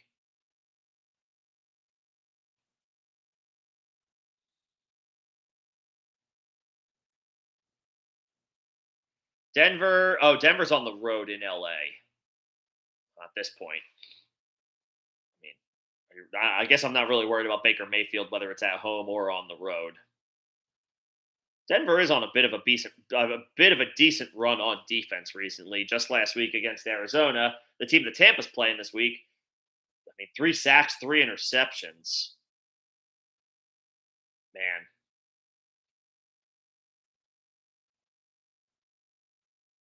how the Packers? What were the Packers' final numbers last night against the Rams? They had a good game too. 5 sacks, 1 interception. That was against the Rams. You can't go wrong, Greg, between the Bucks and the Broncos. Bucks are on the road. Both teams are on the road. I like Kansas City as well, but they're third here. I mean, between the Bucks and the Broncos, you can't go wrong. Can't go wrong. If you prefer the Bucks, that's perfectly fine. They're potentially playing a third string quarterback. Arizona's season is done. Denver's is too, but Arizona's about as dead can be with Trace McSorley potentially first string quarterback.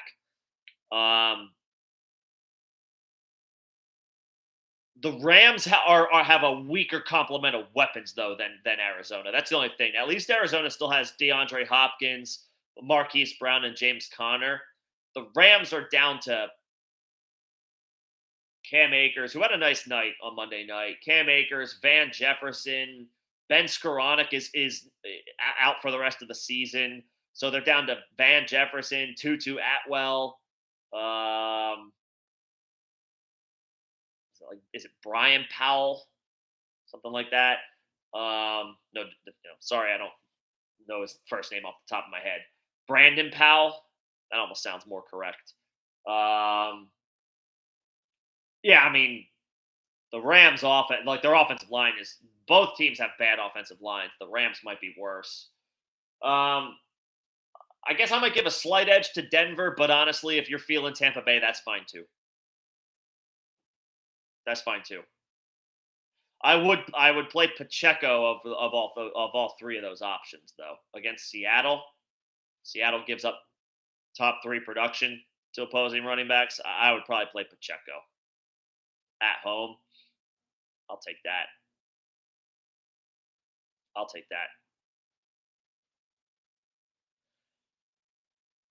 Astro, what's going on, Astro?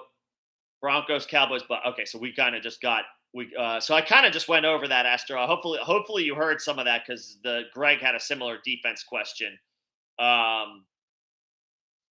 You can't go wrong with the Broncos or the Bucks.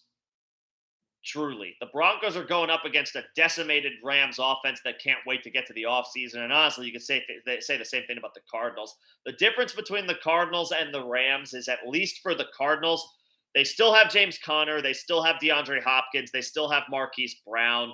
The Rams are down to Cam Akers and Van Jefferson and Tutu Atwell and I just need to look this. Is it Brandon Powell? Yeah, Brandon Powell. Okay.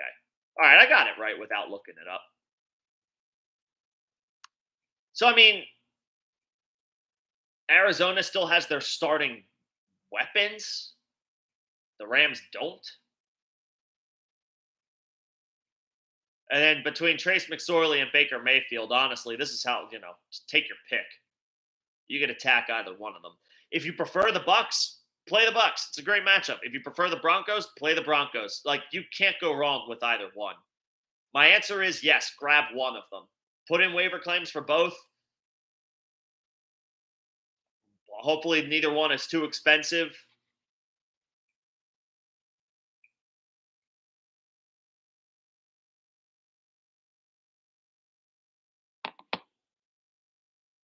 Yeah.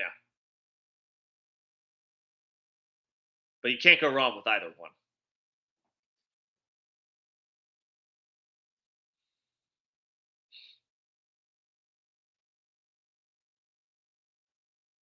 And then Nemo still yeah. The only problem with Chigakonkwo is Ryan Tannehill going to play this week?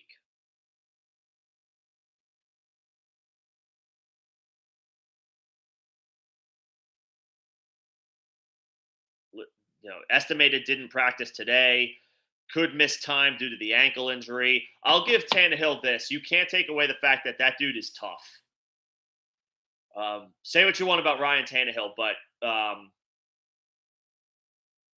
toughness is not an issue with him. So will he play through it if he can? Absolutely. But it sounds like it's bad enough where he potentially could miss a week. If it's Malik Willis, I am not playing Chigakonkwo. I will totally play TJ Hawkinson without a second thought.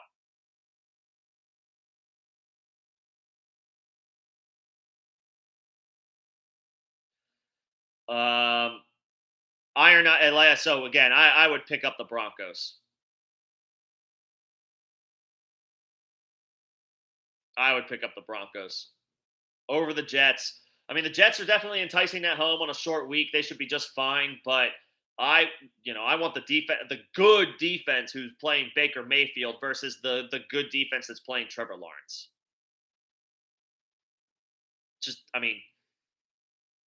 Denver's in a better spot. It's a much better matchup. I would grab the Broncos.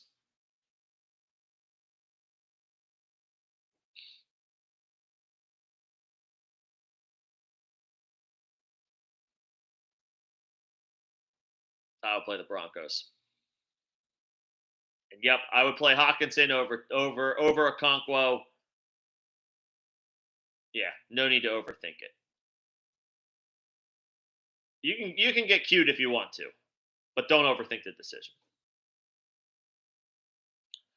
Let's see.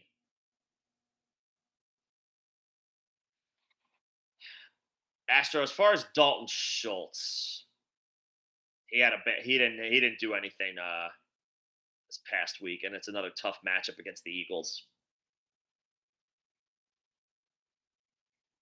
Personally, I think I would hold Dalton Schultz. I would hold Dalton Schultz because he's been pretty good at home. He's been pretty good at home this year. Since he returned from the injury, I think week 7 was his first game back, 5 for 49, then 6 for 74. These were both home games. Then, week 12 against the Giants at home, 4 for 31. He's not going to, 2 touchdowns. You can't bank on that every single week, but even 1 touchdown would be good. And then week 14 on the at home against Houston, 6 for 87. It's not a great matchup, but I would probably just play Schultz. Jawan Johnson, no, it's a bad matchup. Njoku, hard to trust right now. Everett's a boring floor play. Conklin's not, he's been quiet. And I guess Noah Fant is sort of interesting, but yeah, I don't know, man. It's like with Fant's on a bit of a heater. He missed week 14, but last week 5 for 32 and a touchdown. 2 weeks ago, 4 for 42 and a touchdown. I'm not sure that that's production I necessarily want to chase. I would rock with Schultz. I know it doesn't feel great coming off of last week, but he's been pretty good at home this year. And the Cowboys are at home on Christmas Eve. I would just stick with Schultz personally. Durko, what's going on, Durko? Pacheco or Swift? I'm okay with John's with John's analysis there. Swift is a little bit more of the ceiling play. I do like Pacheco this week against Seattle, though. It is a spectacular matchup.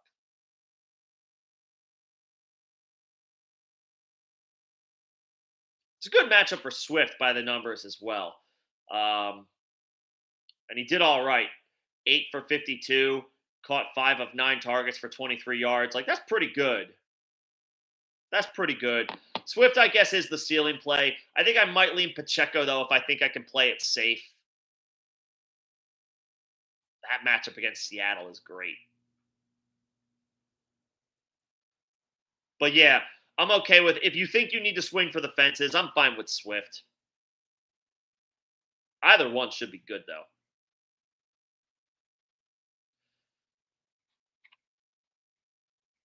Either one should be good.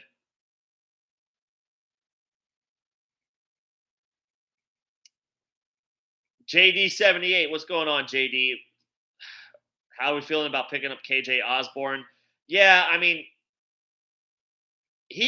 look, he exploded, right? 10 for 157 and a touchdown. We have to remember, though, the Vikings were losing by 33 points at home. That was a bit of an outlier. It's a combination of things, Jay. Like, who are your other options at wide receiver, or if this is a flex potential play, like, what other running backs or whatever else, whatever other options you have available to you. So like, are you battling a bunch of injuries? Okay, fine. But if you're not, yeah, I kind of agree with John, who's helping out in the chat. Hopefully getting over COVID, hopefully somewhat soon. But I don't know that I would necessarily chase that either. The Vikings were losing by 33 points at home, and the rest of the game was just throw, throw, throw, throw, throw. I don't know that the same scenario plays out against the Giants. That's one of those once in a lifetime games, right? The Vikings completed the biggest comeback in NFL history. Like, what they did doesn't normally happen. So I don't think I'm necessarily chasing the KJ Osborne production.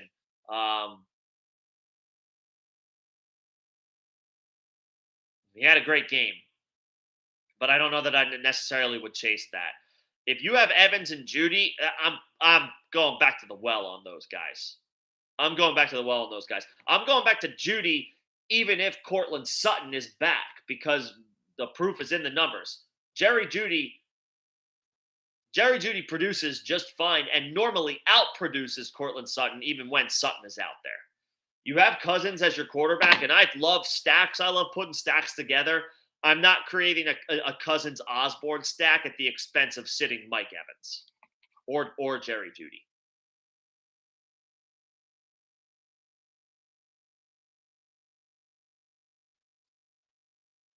Like, Evans has at least 9 targets in 3 of his past 4 games. Yeah, I can't do that. Start your studs, man. Start the studs that got you here. Osborne popped. That's awesome. Good for KJ Osborne. I liked him coming into the season, but it hasn't really like panned out that way, at least as far as a consistency perspective. You have a couple of studs. Play your studs. Play your studs.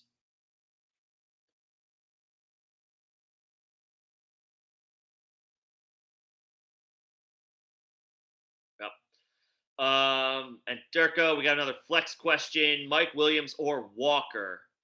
And you get big. I remember this. I remember you had that. I remember this now, Durko.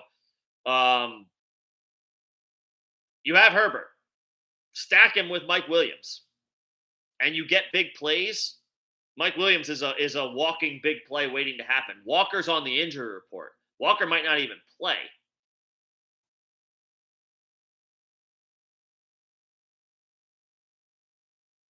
And it's not inconceivable that he gets, even if he does go, he gets phased out of the offense because they're playing the Chiefs. And we always have to take that into account when you have a guy going against the Kansas City Chiefs, specifically a running back.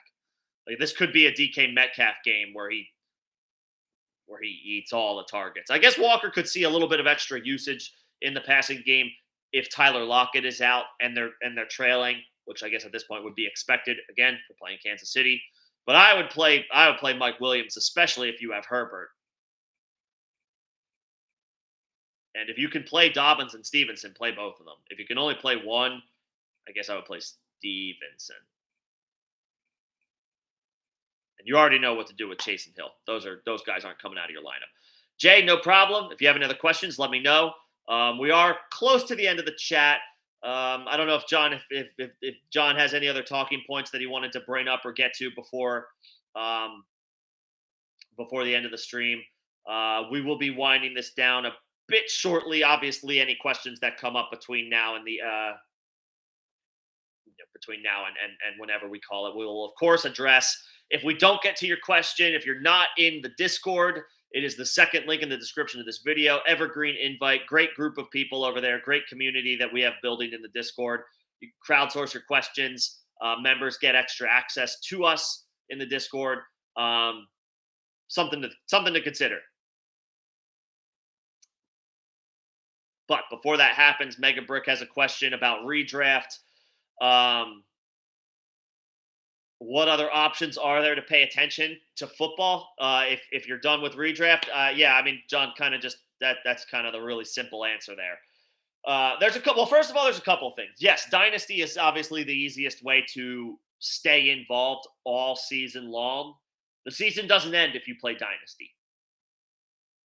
You can be making decisions. You could be making moves the second week 17 is over. The second week or the second that championship week is over, you can go back to making trades. Whether it's draft picks, whether it's players, you can make trades as soon as championship week is over. The season doesn't end. You'll have your rookie draft to look forward to, so you can start scouting the rookie players. Figure out who your favorites are ahead of the rookie drafts, which can happen at any point in the offseason. We hold ours. I hold my wherever I'm a commissioner for Dynasty. We hold our rookie drafts the week after the NFL draft. So like first week of May, first weekend of May, first 10 days into May or so, somewhere around there. So you got time between now and then to scout rookies. And if you're in Dynasty on top of the rookies, you can make trades to acquire picks if you think you need to rebuild. You can use this opportunity to draft or to pick up players to help you win now if you think you've got more of a win now roster and you need a final piece. That would be the best. The other option is DFS, is daily fantasy, Mega Brick, and you can get that anywhere. It depends on where you live, of course. I don't know where you live, but depending on your location, whether it's Underdog, whether it's FanDuel, whether it's DraftKings, whether it's just Yahoo, you can probably just do it on Yahoo. DFS. You can build a lineup. You can build a lineup for just that week. Now, there's strategy to it. It's not as simple as a game of checkers where it's just like bop, bop, bop, bop, like you throw your players into your lineup and hope for the best. You can only allocate so much money. You have a budget that you have to work under to fill out a starting lineup. And there is a bit of a science to it. I'll admit I'm not an expert at it. I do my best to try to give the best advice that I can based on all the range of outcomes that we think is realistic for any one given player or players. But that's a fun way to stay involved. You can play DFS.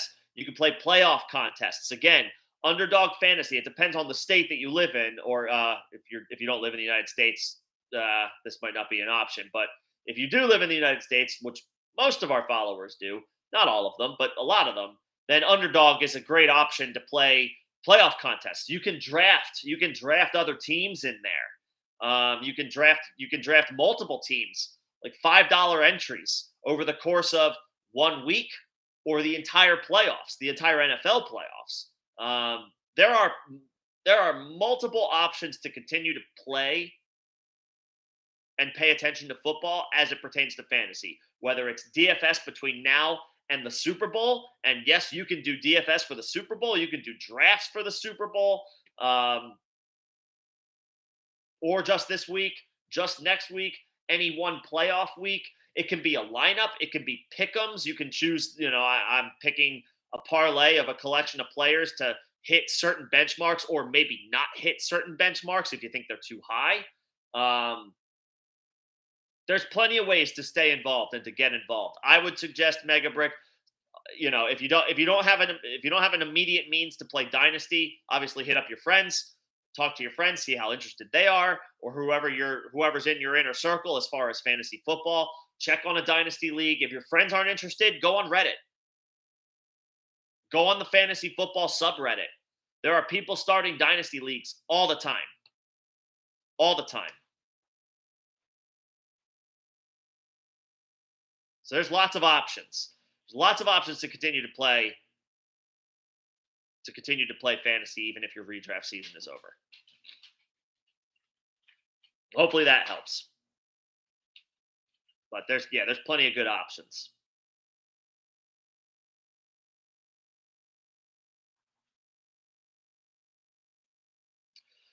Jay, as far as a good kicker to stream is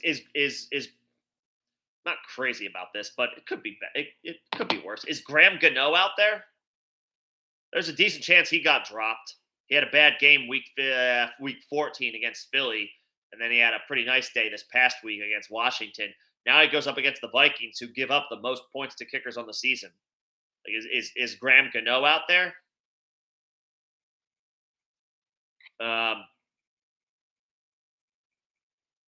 If he's not,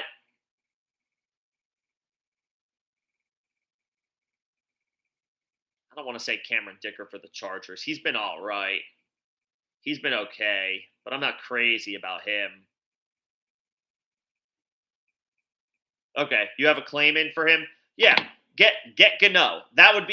He's the top kicker ad this week. He's going against the Vikings. He's been rock solid as long as the matchup hasn't been like a brutal one by the numbers, and this is the exact opposite of that.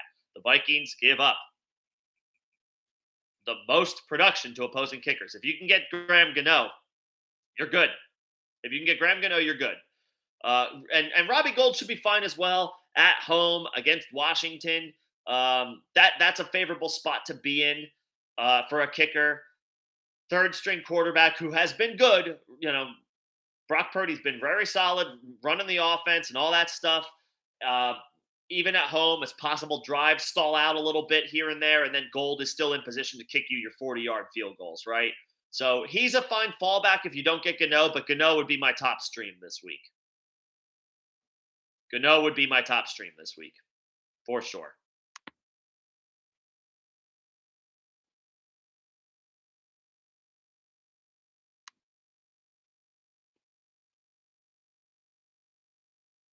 And Modern Dog, this is an easy call. It's Cade Otton. I know Greg Dulcich didn't have a good game against Arizona, but I'm going back to that well every single opportunity I get. I want to play tight ends against Arizona. Those are dice I want to roll. They give up the most production on the season to opposing tight ends. I want to play Cade Otton against Arizona. He didn't do great against Cincinnati. He had only one 20-yard catch. Different circumstances. I want to play Cade Otton in the most favorable matchup for tight ends on the season against Arizona. Give me Otton. I worry about McBride with a potential third string quarterback against the Bucs. And I don't want to play Chickaconquo if it's not even if Traylon Burks is back. It's if Ryan Tannehill has to miss the game. If Ryan Tannehill is out, I want no parts of the Tennessee pass catchers. None. Give me Kate Otten against Arizona. No doubt. No doubt. Stack Attack. What's going on, Stack Attack? Drop Fryermuth for Ingram. Oh man, you could Ingram's on a heater right now. I know Fryermuth got absolutely shut out this past week. That stunk.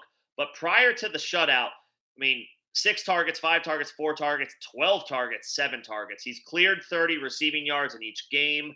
And in several of those games, he's gone all the way up over 70 yards. Caught a touchdown week 14. Carolina's actually a tough matchup by the numbers for opposing tight ends. You never want to see a shutout, a complete goose egg, but he gets Vegas at home this week. I got to think that Fryermuth bounces back. Meanwhile, Ingram gets the Jets on a short week. I get that Ingram is on an absolute heater right now, but I think I would go back to the well with Fryermuth. It's a great matchup against Vegas. He's at home. He's not going to get shut out again. I guess, where's Kenny Pickett in his recovery from the concussion? That would also potentially play a factor. Full practice on Tuesday for Kenny Pickett. I would say I hold Fryermuth, Stack Attack. If there's another random person on your bench, like if there's another random dude on your bench that you know you're not going to use anymore and you want to just grab Ingram as a stash and maybe you ultimately make the call to start him on Thursday night, sure, but I would not drop Fryermuth. Despite the goose egg, I would not drop Fryermuth.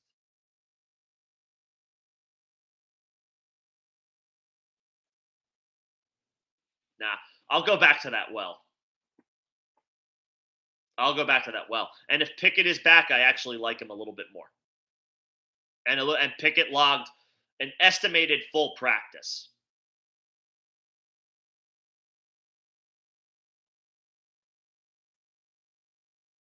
Estimated full practice for Pickett. That helps Fryermuth. I would play Fryermuth.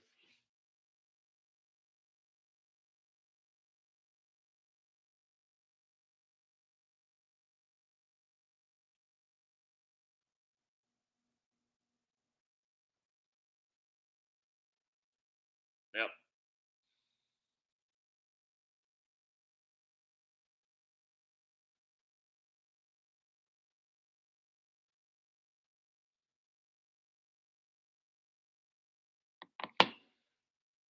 There you go. Yeah, I would play Fryermuth. Jimmy J, what's going on, Jimmy? Running back and a flex between Kirk, Olave, Dobbins, Dylan, Montgomery. I don't want to sit Kirk unless it's, especially if it's full or half PPR, but I think I would go Montgomery and Dobbins. Montgomery's been really good at home. The Bills are not a good matchup on paper, but you can actually get them on the ground. They're actually not that, they're not super lethal as far as run defense. And at home, Montgomery's been rock solid. And then Dobbins gets Atlanta. And Dobbins has, in limited opportunities, Dobbins has looked good. In limited opportunities, Dobbins has looked good.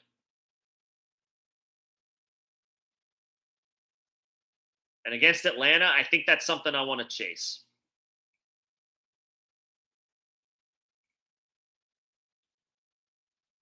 Ulysses' question will not spotted at practice Tuesday. That's just for rest purposes. Yeah. Against the Falcons, though, not as good of a matchup as by the numbers, but at home, Dobbins the past 2 weeks, 28 total carries, 245 rushing yards. He's coming through on some crazy good efficiency. And one of those matchups was on the road against Pittsburgh, which by the numbers is a bad matchup. So at home, they just lost, for whatever it's worth, they just lost Devin Duvernay for the rest of the regular season. They need to run the ball. They need to run the ball 40 times, Baltimore.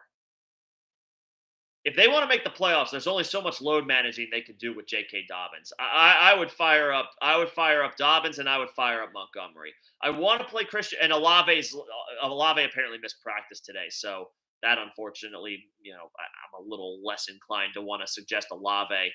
Um, and Dylan's been good in this recent stretch, but I can't play him over Montgomery or Dobbins. Kirk would be the only other option here. It's possible he sees some Sauce Gardner on Thursday night. That's something that you want to avoid. And then if it's not full PPR scoring, if it is, then he's got a little bit more of an argument. But if it's half or standard, then for me the decision is really easy. And even if it's full PPR, those running backs feel safe, Jimmy. Montgomery and Dobbins feel safe to rely on, both being at home. So hopefully that helps. Stack attack. If Lamar goes, you got to play him, but you have a perfectly good pivot if he can't play. Both teams play on Saturday. I think both teams play in the. I think they both play in the early window. I know the Ravens do. And the Vikings do as well. Yeah, so you'll know the status of Lamar Jackson without having to worry about whether you can hold out or have to make a decision early or late. It's Lamar if he plays. It's Cousins if he sits. But if Lamar Jackson is off the injury report, you are playing Lamar Jackson.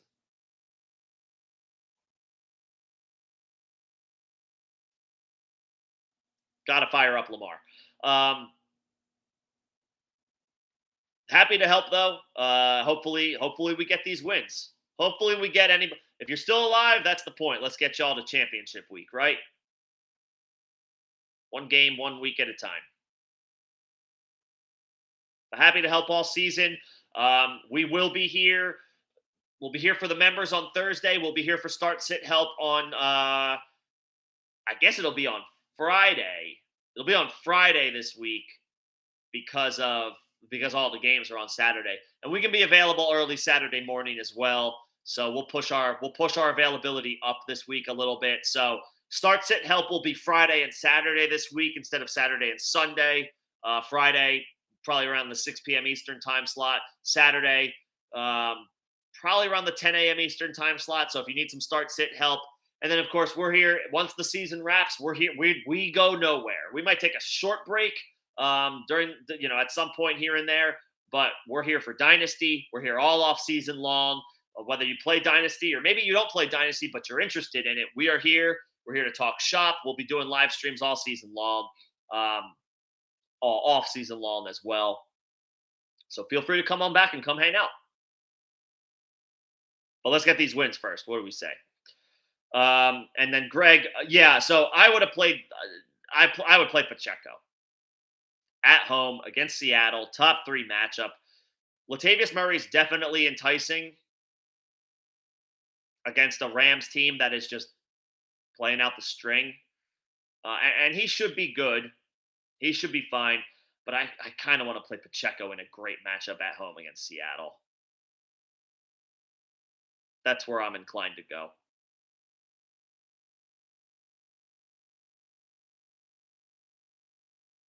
That's where I'm inclined to go. As far as Zay Jones against the Jets, I mean, what more can we say about Zay Jones at this point? I'm pretty sure he's had like 1, 2, 3. Guy's had like 5 wide receiver 1 weeks this year. It's unbelievable. It's unbelievable. It is a bad matchup though. He's going to see I guess Christian Kirk might avoid Sauce Gardner. It might be Zay Jones that they put Sauce Gardner on. Sauce is more of an outside guy. Christian Kirk will play in the slot. So it might be Zay Jones that ends up that Sauce Gardner ends up getting. Modern Dog, good to see you. Thanks for coming in. We will be here this weekend. But as far as Zay Jones, I mean, if you can start Mike Evans and Jerry Jeudy, Zay, those are the guys I'm going to continue to play. It's a bad matchup on the road. and he might see Sauce Gardner, who has he been the best corner in the league this year as a rookie? He might be. He might be. Sauce maybe has been the best corner, the best defensive back. Maybe not the best defensive back overall, but the best corner in the league as a rookie. If he's not, he's top 5, man. He's or top 3. He's been unbelievable. So if you've got Mike Evans and Jerry Jeudy, I think I gotta play those guys over Zay Jones in a brutal. If it was a great matchup, that'd be a little different. But because he's going up against Sauce Gardner, that makes me nervous. That makes me nervous. On the road, short week on a Thursday. I don't like it. That makes me more hesitant. Makes me more hesitant. If they were at home, a little different, but yeah, on the road, short week in a tough matchup where you might see Sauce. I think this might be a week where I try to avoid Zay Jones. If he does it this week, then he's goated. If Zay Jones does it this week, then hell, on the road against Houston in another bad matchup, week 17, we're going back to the well with him then. But I can't in good conscience, suggest, despite what he's done the past few weeks, and Zay Jones is on an absolute heater 3 of the past 4 weeks. I mean, clearing 100 yards, receiving twice, 75 yards, receiving one of those other times, caught a touchdown that game, went nuclear for 3 touchdowns this past week. I mean, shout out Zay Jones. He's absolutely killing it. If he does it against Sauce, if he does it on a short week, Thursday night, bad matchup on the road, then I'll give him his flowers and I say we fire him up over everybody week 17.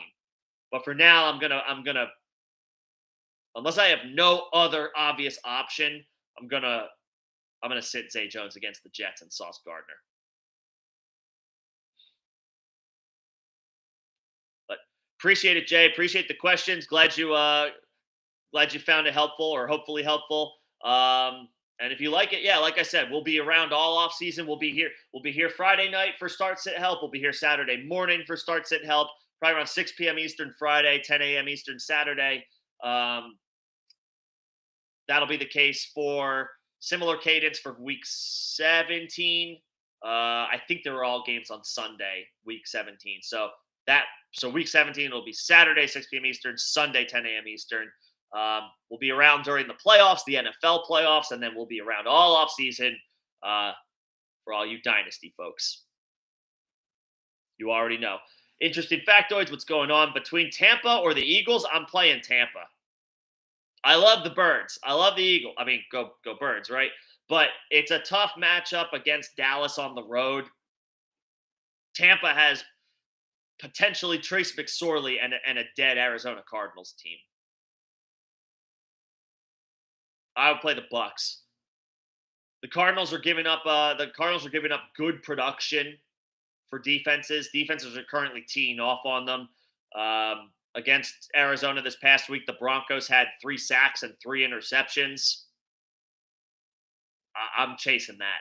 If it's whether it's Colt McCoy or Trace McSorley, I'm chasing that. Give me the Bucs.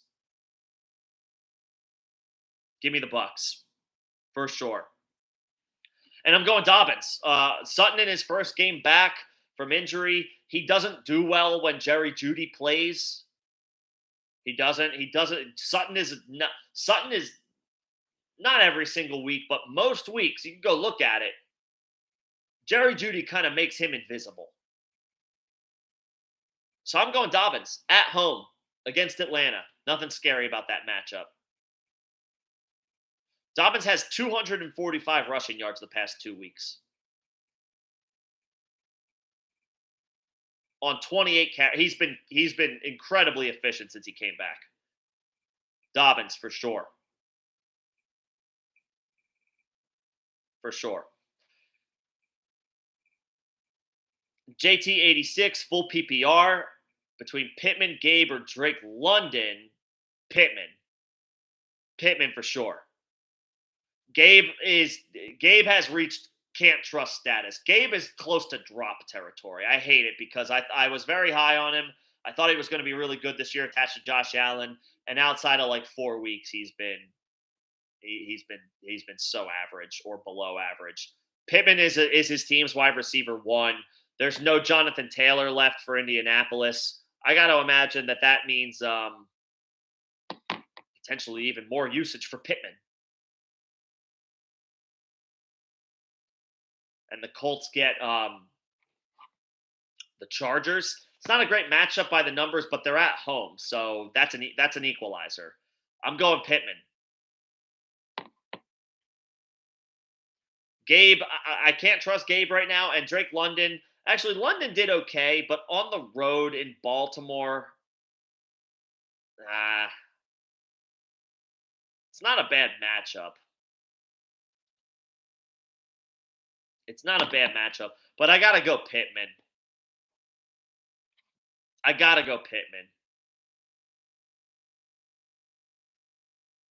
Drake London had 7 for 70 on 11 targets. That's awesome. That's great. Pittman had 10 for 60 on 14 targets. 10 fewer yards, but three more catches. I mean, it's the volume. It's the volume for me with Pittman. Pittman's volume feels much safer than London's volume. London's volume is way more volatile week to week. Although he did have a better game with Desmond Ridder in there than he has with Marcus Mariota most weeks. That being said, I got to go back to the well with Pittman. I got to take Pittman's volume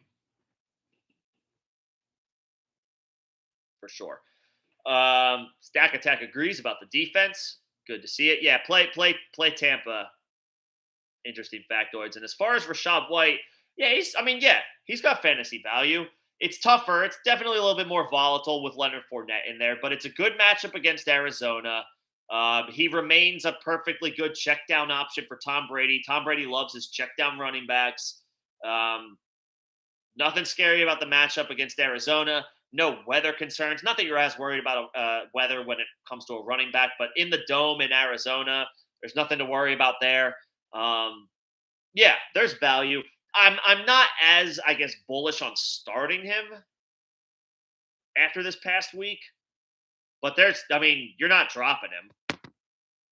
You're not dropping Rachaad White for, say, like a Deion Jackson or a Zach Moss or an Algier or who else? One of the Seattle running backs in case Walker can't go. Like, you're not dropping. You're sticking with Rachaad White. I mean, the 3 weeks before last week, over 70 total yards of scrimmage and 5 catches. Over 70, prior to that, over 70 total yards of scrimmage from scrimmage and 6 catches and a touchdown. And then the week before that, over 100 yards from scrimmage and 9 catches. Hell yeah. I mean, Rachaad White absolutely has fantasy value. Absolutely. And then, so Komet, Okonkwo, or Ingram. So Ryan Tannehill is sounding like he might miss this week. If Ryan Tannehill can't play, I don't want any part of any of the Tennessee passing attack. I don't want any part of that. Ingram is on a heater. Ingram is on a heater. So that's something to be said for that. Past 3 games for Ingram have been really, really strong. And then as far as Komet, that's what I meant to look up against the Eagles. 4 for 25. The matchup doesn't get much easier against the Bills. This might be where I suggest Ingram, JT. I'm not crazy about it. Again, short week on the road against a good defense in the Jets, but they can the tight ends have been opposing tight ends have been it's middle of the pack for them this year, and of those 3 options, it's by far the best matchup. And Ingram actually it's by far it's probably the safest situation. Oh, you have Waller? Really quick, I'm just jumping down. If you have Waller, go Waller. Go Waller. Go with the guy who you drafted to be a top 5 tight end. He returned last week with no limitations, caught a touchdown. It's a top 10. Pittsburgh is a top 10 matchup, I'm pretty sure, for opposing tight ends. So he actually has, not only is he the guy that you would have relied on the most coming into the season and felt the best about on a week to week basis, but he's got the best matchup of all 4 of these guys. If he's available on waivers, drop whoever you have to pick. Drop the last guy on your bench. Drop the last guy on your bench, JT, whoever it is, whoever you know for a fact at this point, as long as it's not like a handcuff to one of your running backs, one of your starting running backs, you know for a fact you're not starting that guy at that point, drop him, pick up Waller, and start Waller. Start Waller. I don't want to drop a Conquo. I like a Conquo. But if Ryan Tannehill can't play this week, then it would be him. It's a good matchup against Houston, but I just don't trust if it's Malik Willis in there, I can't trust that. I can't trust that.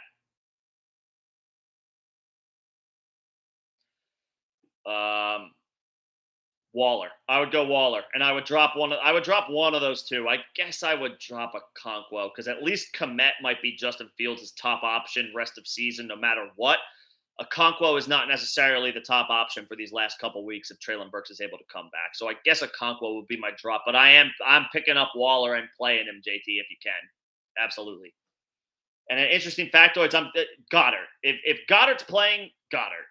Between those two options, and I'm not playing Dulcich with Brett Ripien in there after he pretty much dudded against Arizona in a great matchup, and Cortland Sutton's coming back, potentially. Give me Goddard, who has already been, it looks like he's playing this week. It's pretty much confirmed he's playing this week. Now, as far as Waller versus Freiermuth, that one's a little tighter. That one's a little closer. Trying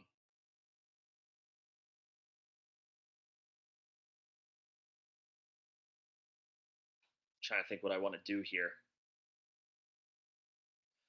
Both have good matchups. Freiermuth is at home and gets Pickett back. That's a boost for Freiermuth.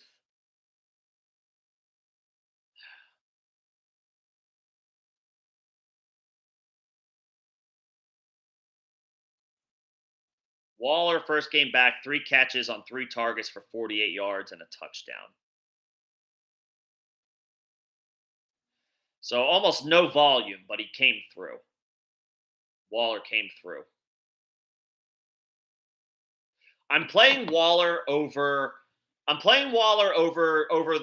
tight end 2 options, Okonkwo, Komet.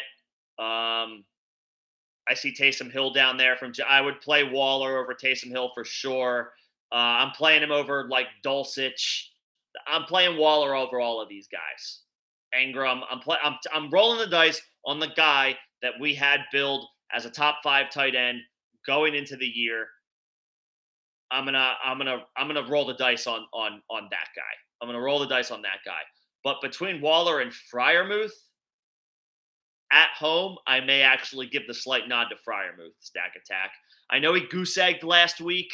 That's not great, but it was a bad matchup by the numbers against Carolina. He gets a much more favorable matchup this week against the Raiders at home, and he gets Pickett back.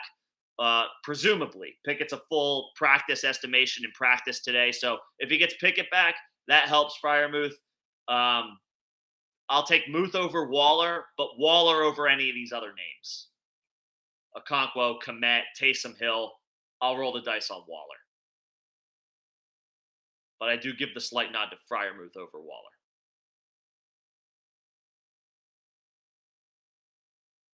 Yeah.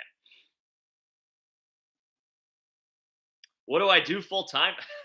I actually have a job in sports, so that's pretty cool. Like I have a sports editorial role. I have a sports editorial role where I manage promotions and all that stuff. So honestly, it's on me to kind of have lots of information at any moment in time because I need to know like what name makes sense to promote, what names make sense to put on our creative images, and who should we be promoting, who should we be bumping, who should we be pumping up, which teams should we be focusing on, as far as like our promotions and stuff like that. So I actually do have a job in sports, which is pretty cool. It's a lot of work. It's a lot of long hours.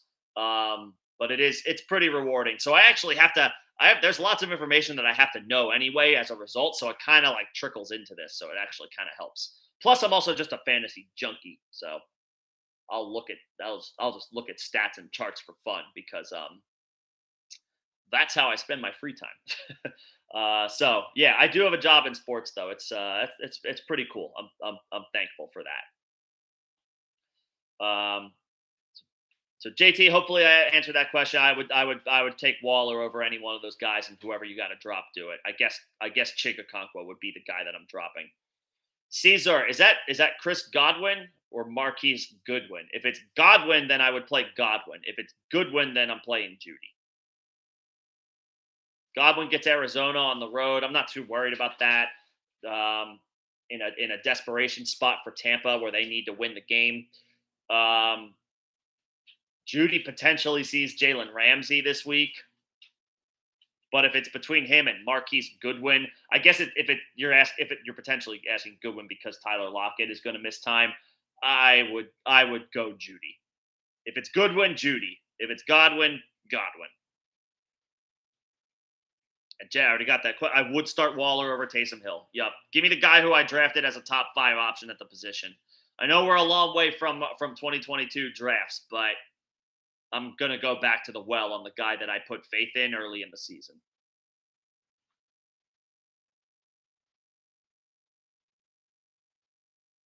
And JT, so I kind of brought this was brought up earlier in the stream.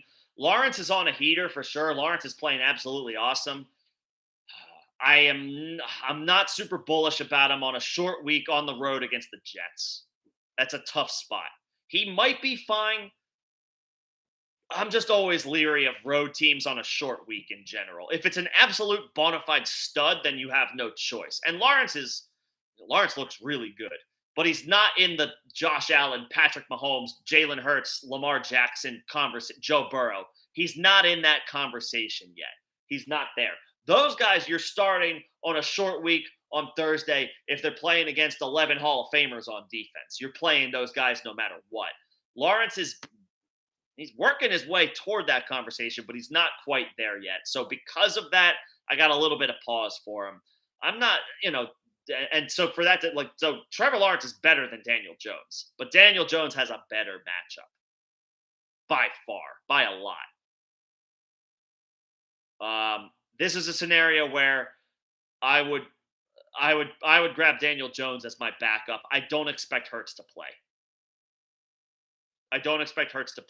But I worry about Lawrence on the short week, on the road against the Jets, who have a good defense and have a really good secondary.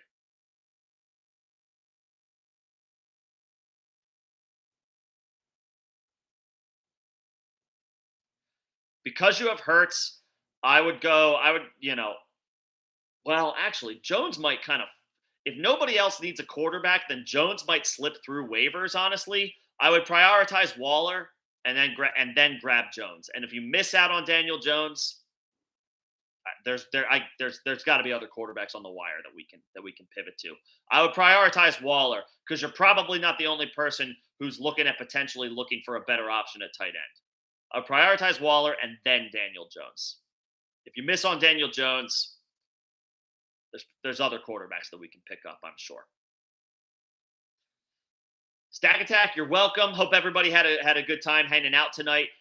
We are at the end of the chat, so I will be calling the stream. If there's any last-minute questions, I will rapid fire get to them.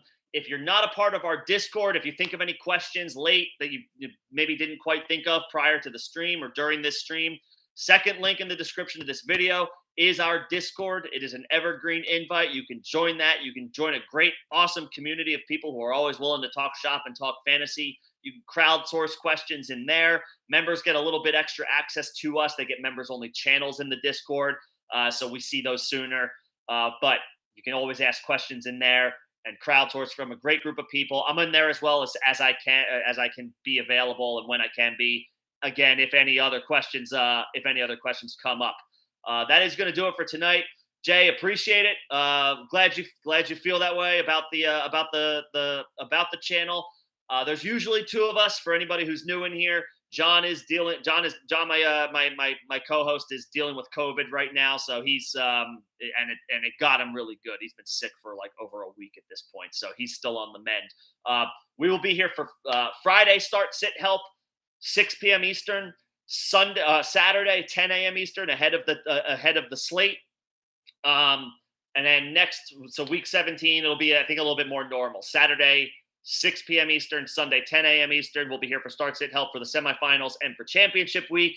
For anybody who plays Dynasty or just wants to talk football in general all season long, we're not going anywhere. Just when the season ends, we will be here. We'll be here throughout the NFL playoffs, and we'll be out here throughout the off season for anybody who plays Dynasty, or maybe you haven't played Dynasty before, but you're interested in it. We'll be here. We can take all questions, take all topics of conversation as it pertains to fantasy. But obviously it starts with the semifinals this week. Appreciate the subscriptions. JT, thank you. We are working to get back toward doing more recorded content this year. It kind of got away from us, unfortunately. Both of us had new jobs that we joined that we got that kind of ate up a lot of our free time, admittedly. But we do a lot of recorded content when we can, whether it's shorter videos or literal shorts in general. So you can still be on the lookout for that. Our live streams are kind of where you're going to mostly see us at this point. But we're working back toward getting to a place where we can provide you guys with recorded stuff as well, especially as we move into the offseason, give our thoughts on these upcoming rookies. That'll do it for me tonight, though, guys.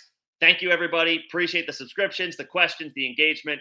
Fun show as always. I will see the members on Thursday. Otherwise, we will see you on Friday for Start Sit Help. Have a good night, everybody. Have a good week.